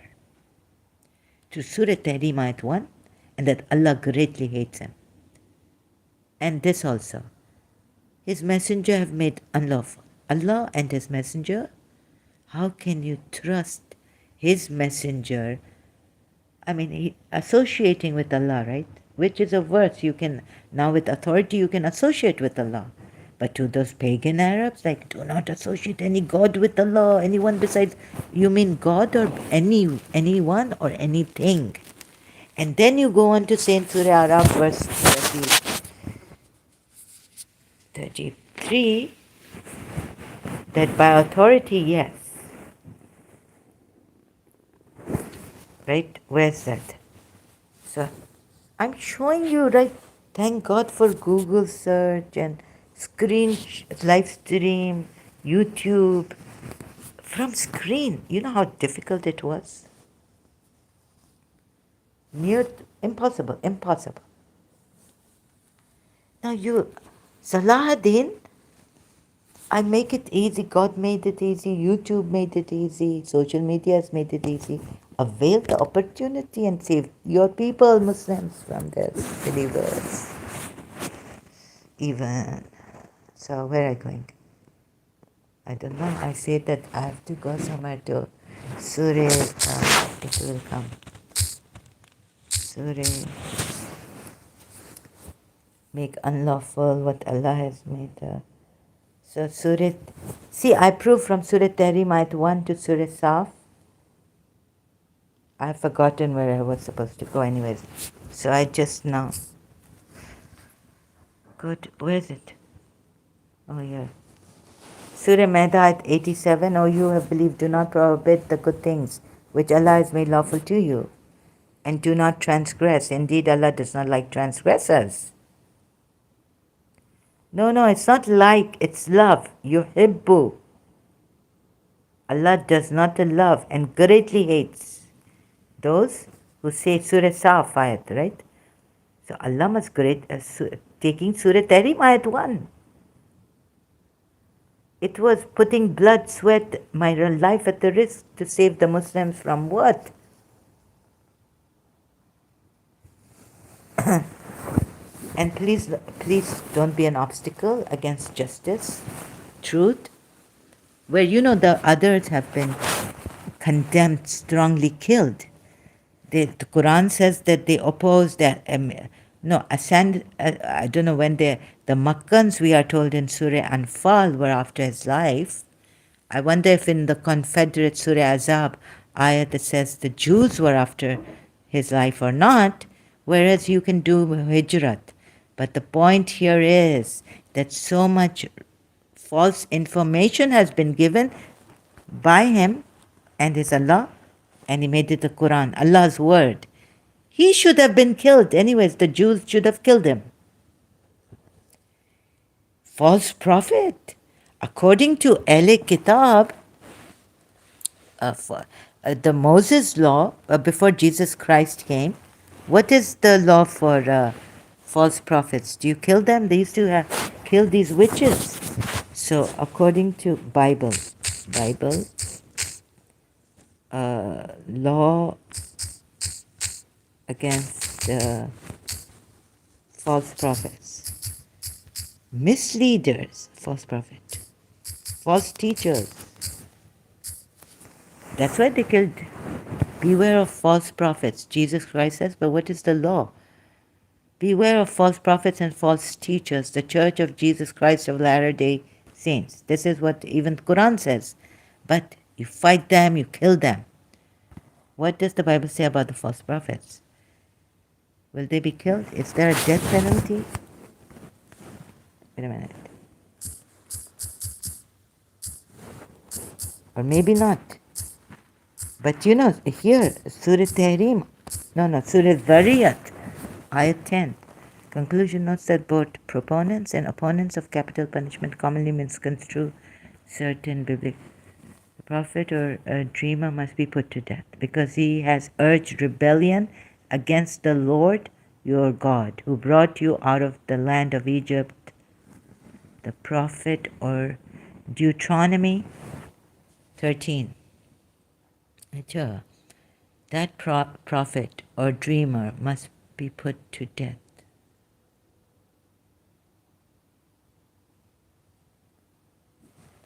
Deuteronomy 13. Do you see this?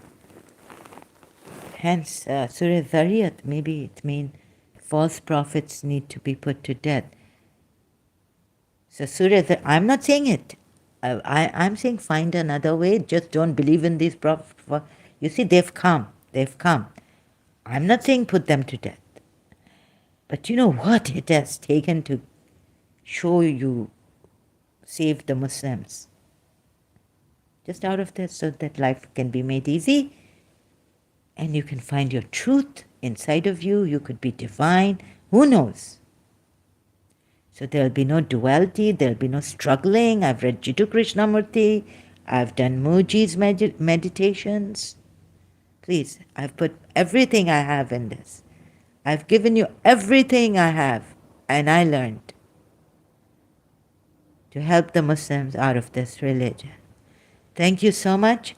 Thank you, Salahuddin. It is not a false prophet when he foretold the future with 100% precision. Which future did he tell? That the Romans are... he told us that Imam Mahdi is coming, but Imam Mahdi hasn't come.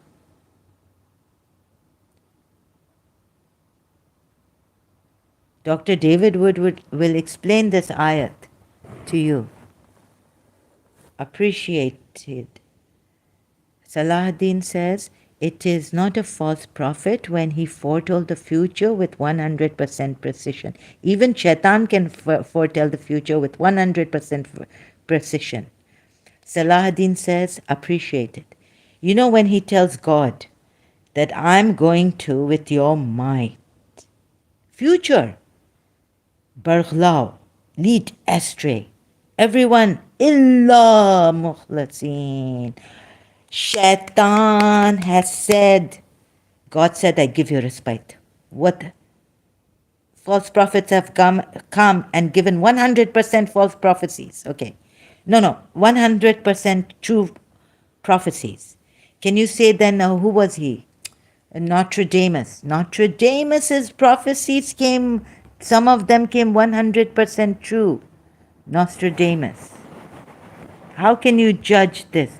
Even Shaitan has said in the future with such authority, might, Allah's might. Shaitan has been 100% right.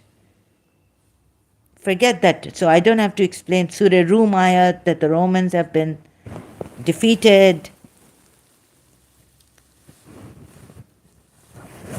Shaitan has given a prophecy to Allah. And the Quran ayat says what? He's led many astray. 100% true prophecy.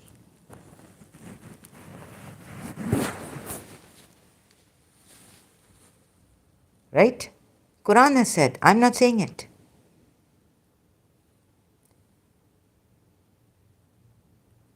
Now what will you say? Let me see.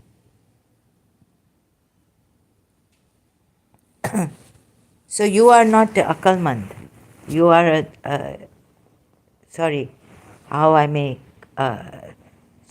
someone, a teacher who needs to be very patient with you because you don't have a sound mind.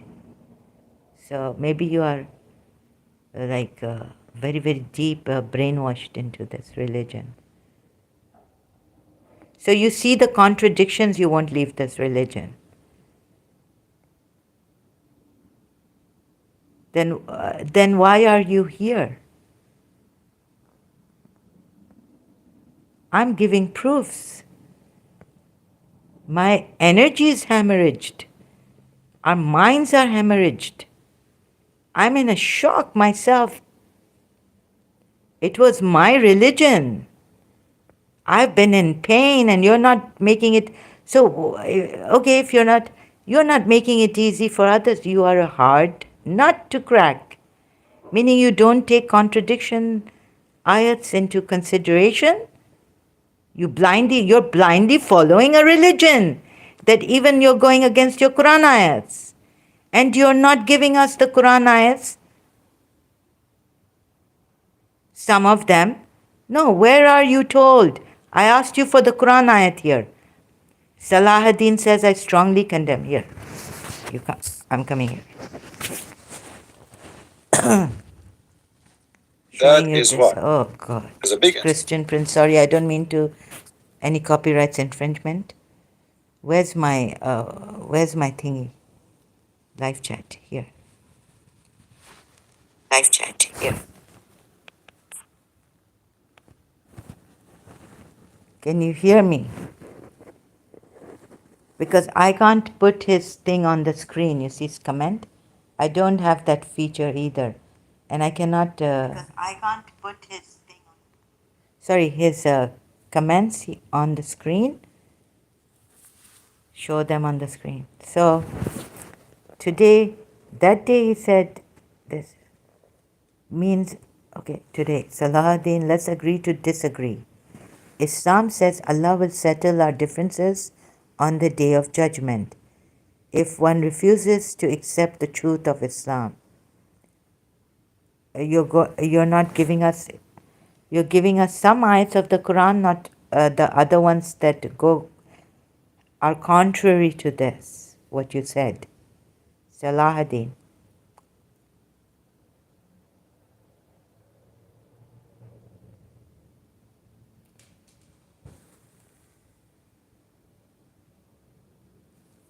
I think I will end up in the mental asylum. Sorry. I'm not in that full position, perfect, what do you call it? That sportsman in its full cricketer, full, what do you call that? I'm mentally challenged. Salahuddin says, but if there are many prophecies and all came true, this is impossible for any but a true prophet of Allah. But if there are many prophecies and all came true, this is impossible. You know, Shaitan can also see the future. God has given him that. You don't know, Shaitan? Where is it in the Quran to force anyone to accept Islam? I just showed you the Quran ayat, the Surah Tawbah, and I even force. Otherwise, you have to pay the jizya. Isn't that force enough? Okay? Where is it in the Quran to force anyone to accept Islam? Surah Tawbah ayats.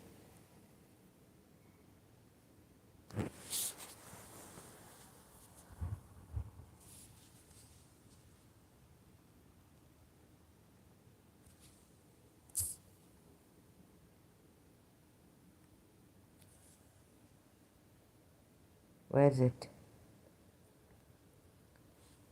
It's implied.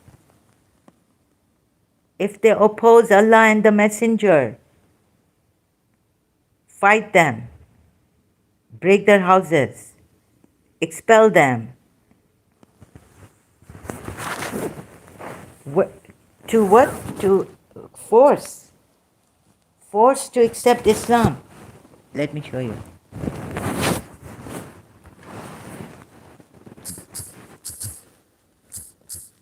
Surah Tawbah. Do I have to show you? You don't know any ayat in the Quran?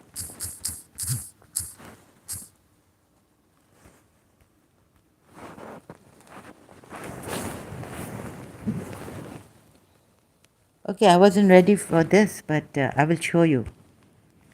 You know how you are pushing me to remember the Quran ayats and how they are put by a hypocrite. You polytheists may travel freely through the land for 4 months, but know that you will have no escape from Allah, and that Allah will disgrace the disbelievers.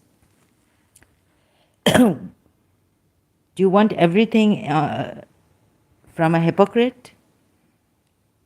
Clearly, right? A declaration from Allah and His Messenger is made to all people on the day of the greater pilgrimage that Allah and His Messenger are free of the polytheists. So if you pagans repent, if you repent, it will be better for you. If you turn away, then know that you will have no escape from Allah. And give good news, O Prophet, to the disbelievers. What good news is this? Of a painful punishment.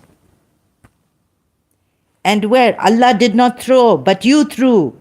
Allah did not kill. That Surah Anfal ayat, is it? As for the polytheists who have honored every term of their treaty with you and have not supported an enemy against you, honor your treaty with them until the end of its term.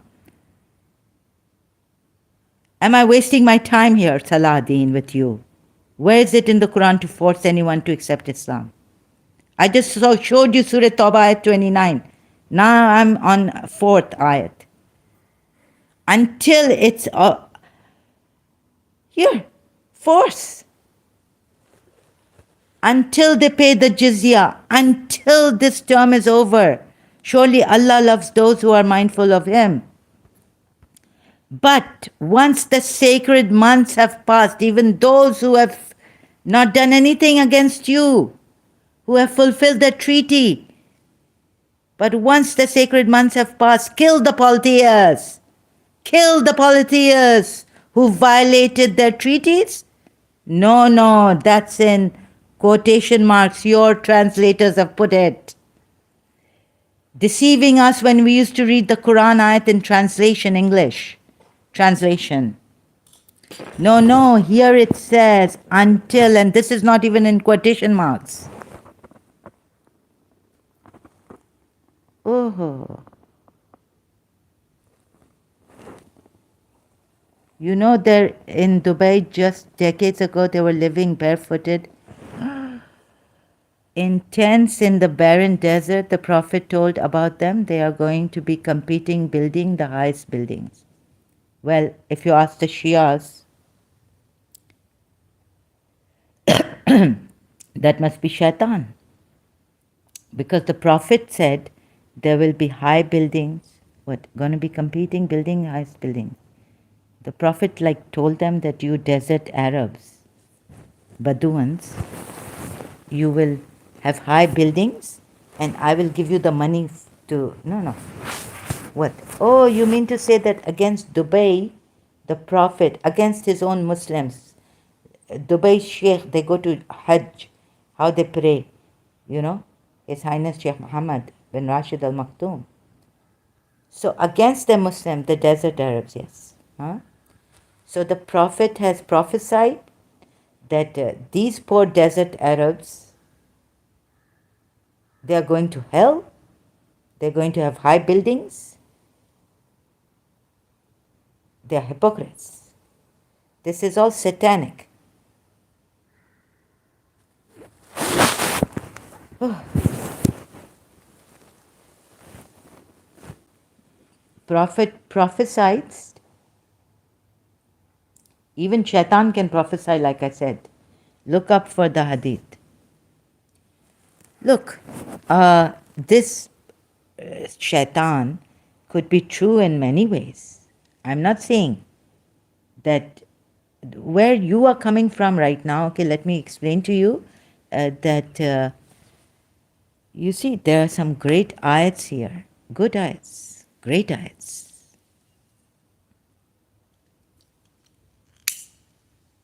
And about this, you can go, because I have little knowledge, you can go ask Dr. David Wood. Go on his website, and if you can understand, because the way you're coming from here and there, hadiths and all, this prophet was satanic, right? So my father told me that, do you realize Satan? I realized, Satan worshipped God for 1,000 years. And he's been given so much knowledge, that he even went in the garden and misled Adam and Eve, seduced Adam and Eve. So, even if you provide 100 hadiths if I find two contradictory ayats, would the hadiths be, the hadiths you are providing may be false, it may say hasna, like how the hypocrites have put wrong information given. So if why are you coming to the hadiths now? Please, what the hadith, what Prophet Muhammad said in the hadith, let me satisfy you completely on this. You see, if there are two contradictory ayats in the Quran, these hadiths that you may want to understand have come true of Prophet Muhammad against Dubai and the Muslims of Dubai. Meaning, our Shaykh is leading us into gone cases. We are enjoying tall buildings and all this, right? So most of you Muslims will go to hell. So, if this hadith is true, right, that there will be tall buildings and all this, maybe even Sri Krishna, Ram, or the Hindu Vedas books have a lot of things. Jews' books have a lot of prophecies. You're right. Christians have prophecies, second coming of Jesus Christ.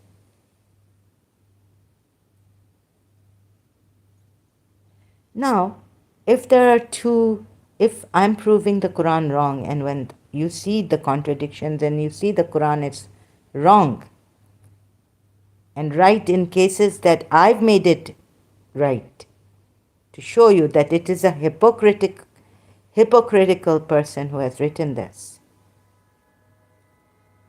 Weren't there false prophets? Didn't they prophesy? False prophets have prophesied. Nostradamus prophesied. Would you take him as a prophet on this? Would you take prophet? So if I'm proving from the Quran ayats, and it's very, very tough, I can't explain it properly. So if I'm proving from the Quran ayats,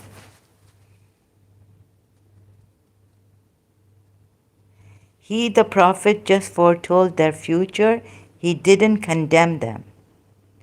Desert Arabs building tallest buildings.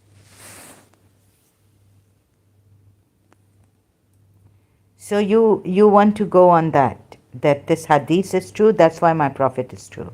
And you disregarding all the proofs I'm showing you with putting my blood and sweat together. Huh? You just want to hold on to this religion, it seems. Because this hadith could have come from another prophet who was there, but he was the true prophet. They killed him. There was a false prophet at the time of Prophet Muhammad. Maybe they stole things from him and then Nostradamus also had Nostradamus. So can you rely on even the hadiths which are husna or sahih, while I'm giving you Quran ayats and you're deviating from here and there?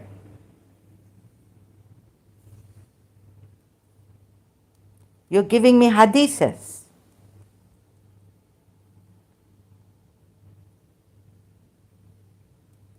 No. He may not. How do you know he didn't condemn it? Huh? Not at all. I actually appreciate your work to research up for the truth. Salahuddin, so you really appreciate my work for research for the truth. Do you appreciate the truth or not? Do you know the value of justice and truth? If you knew that, and I show you one mistake in the Quran, what would you do? How much do you mean what you are saying here? I want to know.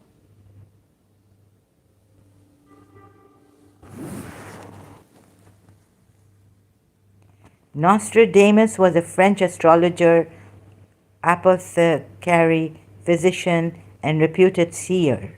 Reputed seer. So you're saying, not, so you really appreciate my work and search for the truth, right?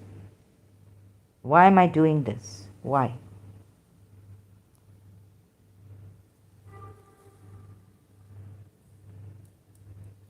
Why am I doing this?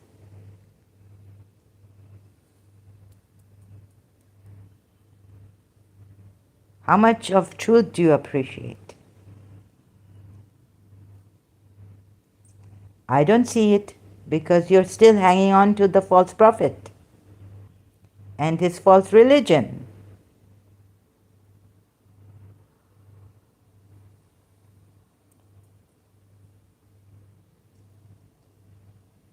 And I'll tell you, you can't see it because you are brainwashed and you're following your forefathers' religion. And you are seeped in this, brainwashed. You are a victim of this false religion. And you have to see not to make yourselves and others victims. So how to come out of this victimization and this brainwashing and this conditioning? How can you hold on to something which is a lie? Even the Quran ayat of do not follow,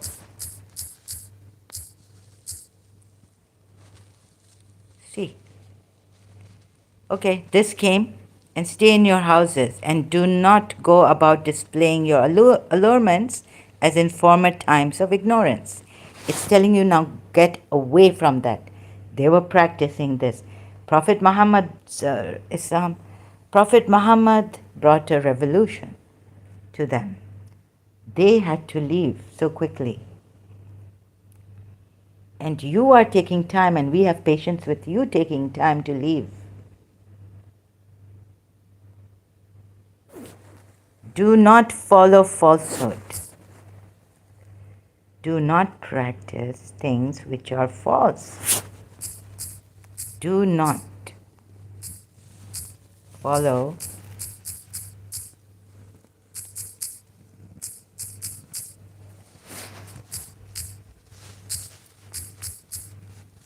false idols. Quran. Let's see if I find it. Sorry, I'm really bad at this. So you'll have to Quran verse.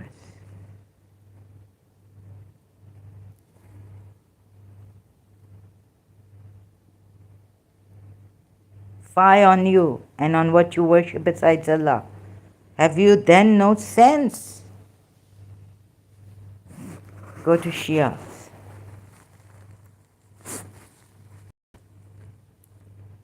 A liar. What is a liar called? Surah Qalam. Low bird. And indeed we gave Abraham aforetime. What else? They said we found our forefathers worshipping them. He said, indeed, you and your forefathers have been in manifest error. So when someone is showing you, why can't you leave that religion which is false? The errors.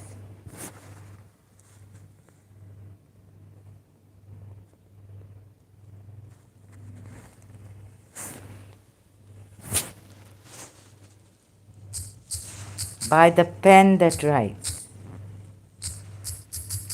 Noon. You have not even been given the meaning of what this is, noon. Unless you become very mystical. Noon. By the pen and what everyone writes. By the grace of your Lord, O Prophet, you are not insane. We will certainly have a never-ending reward. And you are a man of outstanding character. Surah Tahrim ayat 1, outstanding character. And Surah Azab ayat 37, he even made a mistake of 4, 5 ayat of Surah Azab. And you go pleasing the wives, Surah Tahrim, but also you love beauty, verse 52.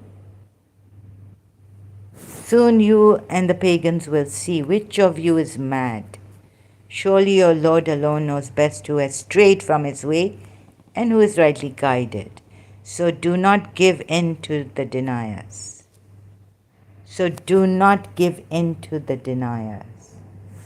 They wish you would compromise so they would yield to you, and do not obey the despicable, vain oath taker. Who's the despicable, vain oath taker? Surah Tahrim, Ayat 1 and 2.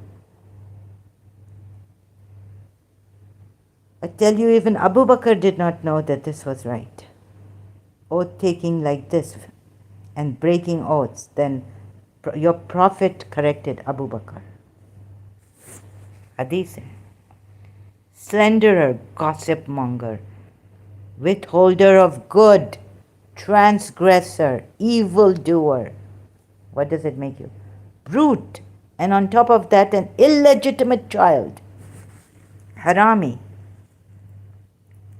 Now, simply because he has been blessed with abundant wealth and children, whenever revelations are recited to him, he says ancient fables. We will soon mark his snout. These verses end. Opposition against Islam. Look, like 53, Surah 53 verses 33 to 35 and Surah 74 verses 11 to 26. These verses refer to Al-Walid ibn al-Maghira, a leader of the Meccan opposition against Islam. He rejected the Prophet as a madman, so the Quran responded by listing 10 of his qualities, 2 of which were unknown to him. The fact that he was born out of wedlock. What? So?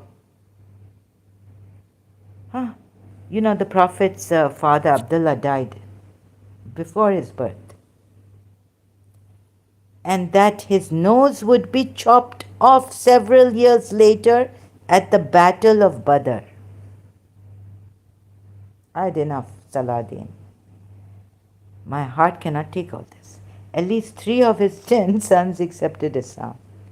Because where? Saladin says here. But if they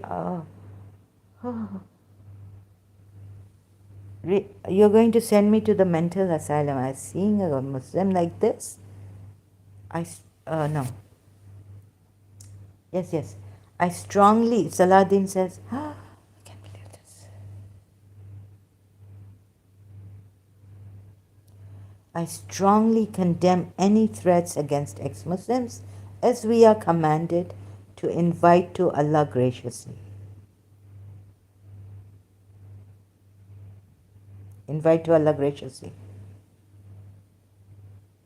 Kill them and to the very fingertips, cut them. And here it says that his nose would be chopped. So this is the prophecy of your Allah. Chopped off several years later at the Battle of Badr. At least 3 of his chopped off. Very graciously you have invited. No, but Jang-e-Badr had to happen.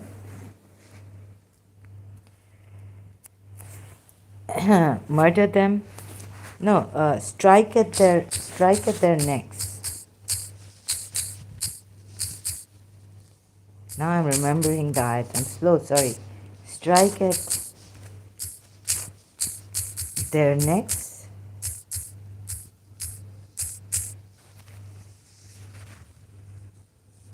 and cut off the very fingertips after they are dead.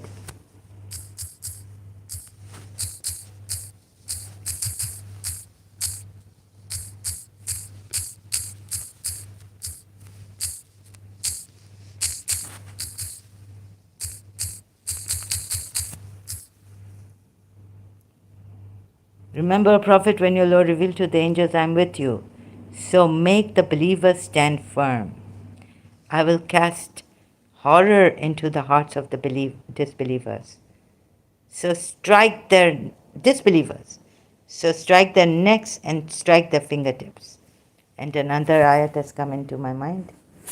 What is it? Do not call for peace when you have the upper hand.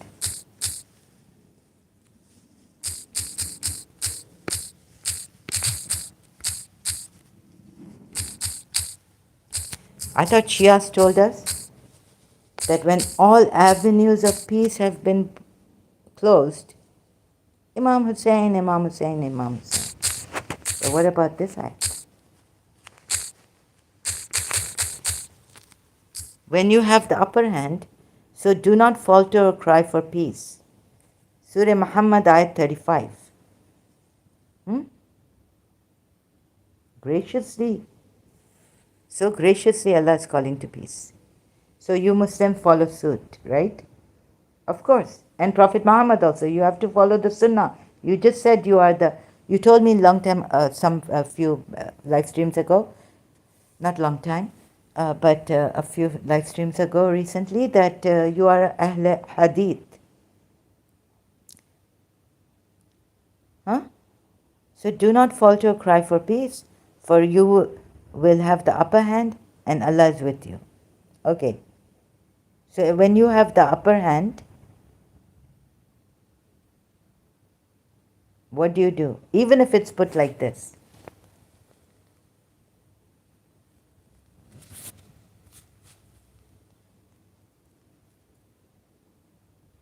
So do not falter or cry for peace, for you will have the upper hand. So that you have the upper hand against these disbelievers, and Allah is with you, and He will never let your deeds go to waste.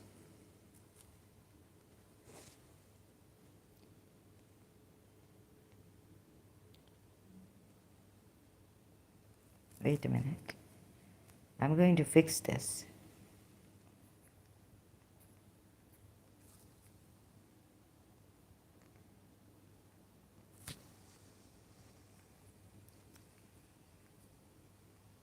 We will certainly test you believers until we prove those of you who truly struggle in Allah's cause. So He wants you to fight and remain steadfast and reveal how you conduct yourselves.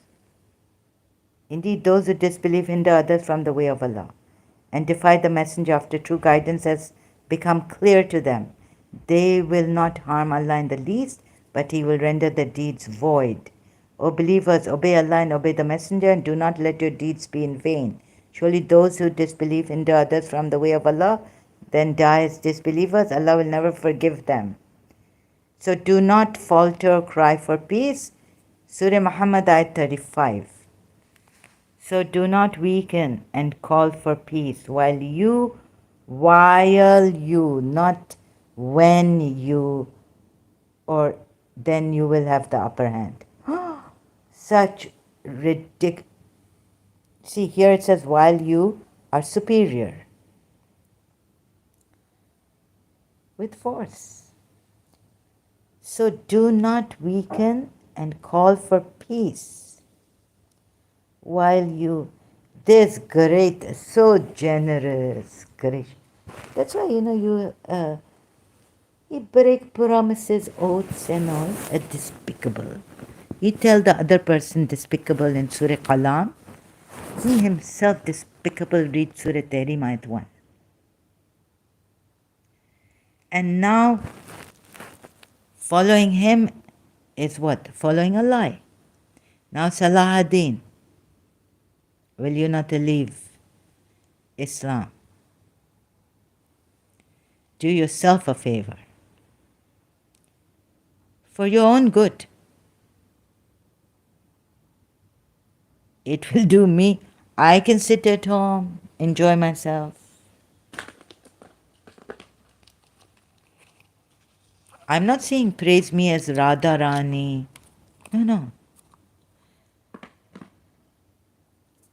I have been lost in life, failed to, what to praise me.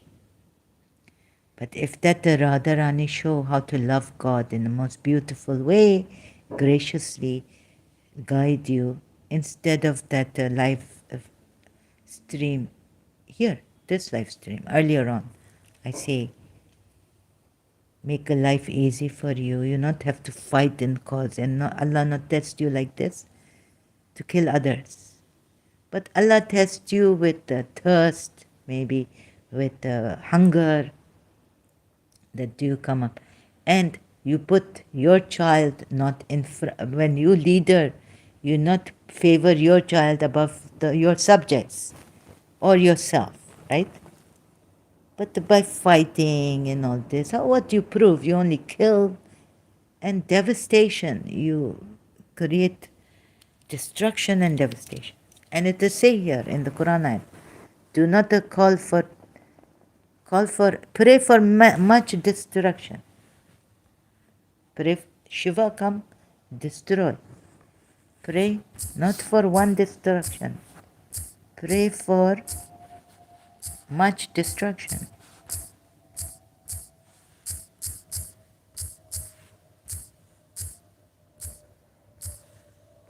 Please tell me why you holding on. I asked you before also. Give me one, I asked bad luck. I'm asking you, give me one good reason why you are holding on to this false religion.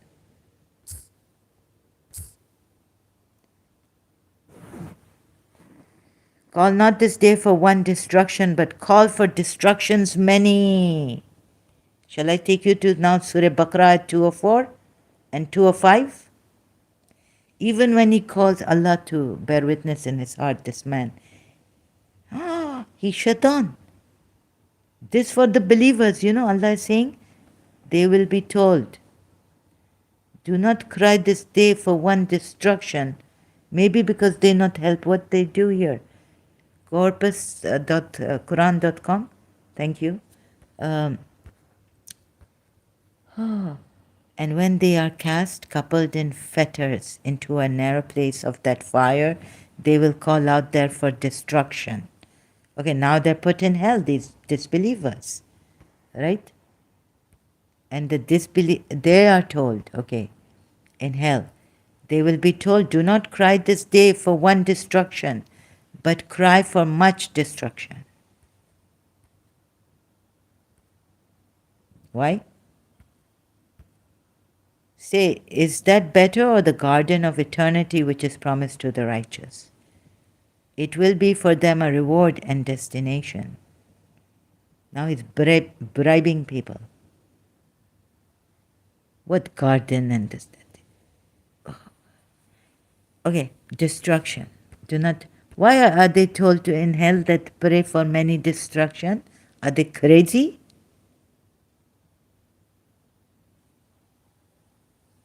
I tell you, this man, he doing this.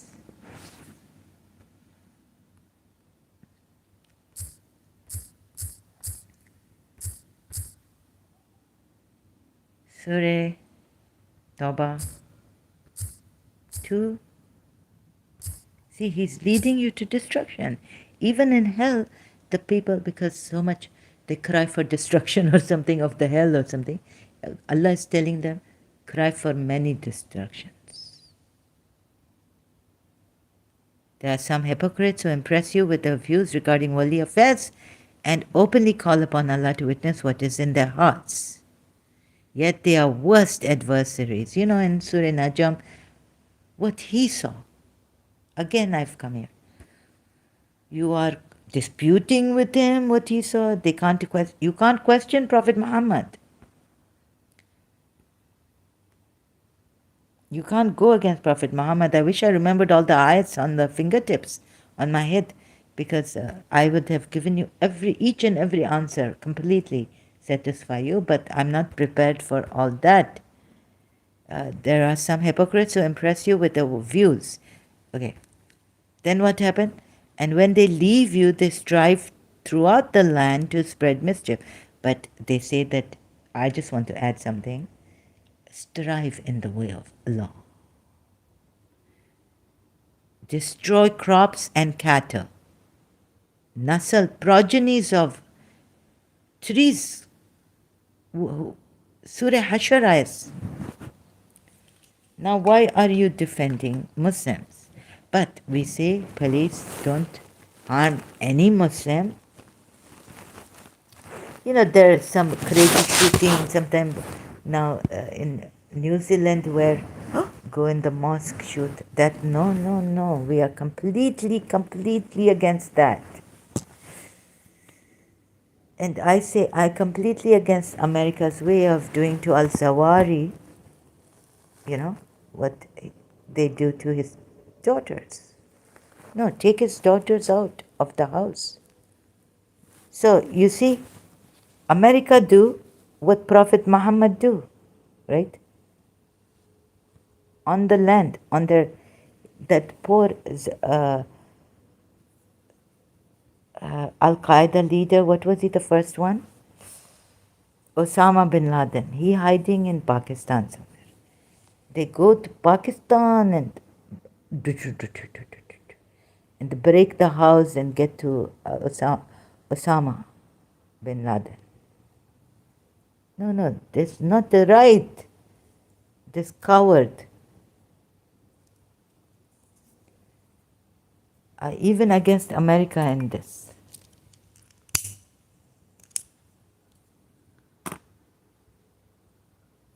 You not have one man to go inside there? Yeah, why should they? They have to protect their lives. No, no, no. Why? No, they. You are killing a man who is in his house. Assault. Achanak. Is it in Islam? You Americans have learned from Islam to do assault? But it say here. It come. I was searching. And I say now what I say to the Sunnis even against the Shias. Because I find a verse which says assault them.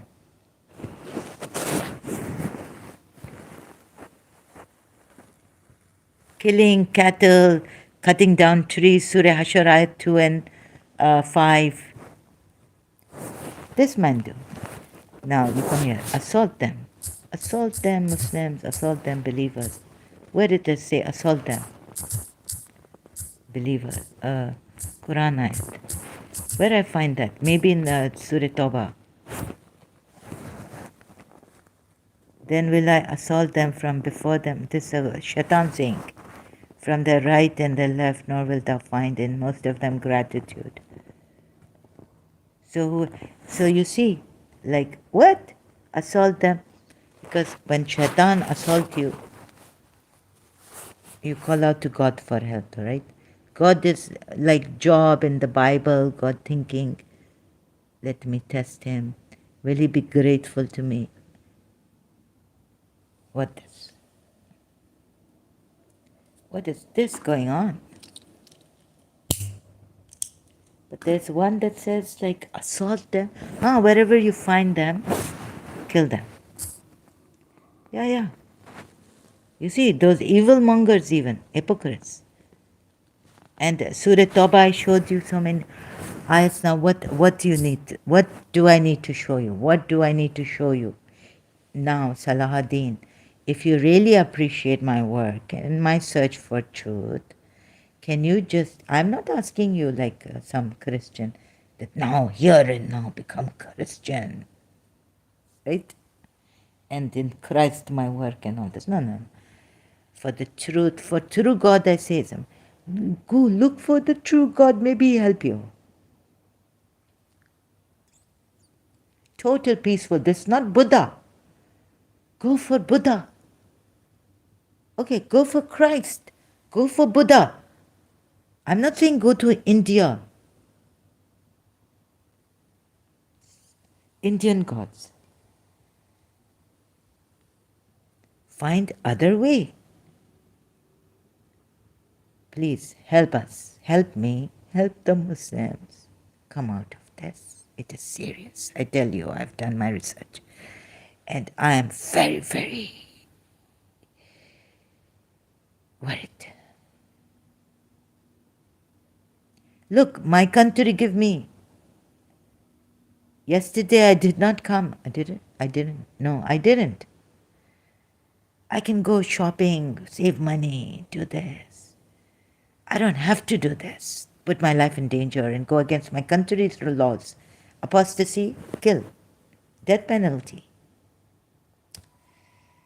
I am passionate about this because there's some true God coming up or some true humanity coming up to say, please leave this religion. When I see it, I was doing research to find out how great my Allah was and my religion.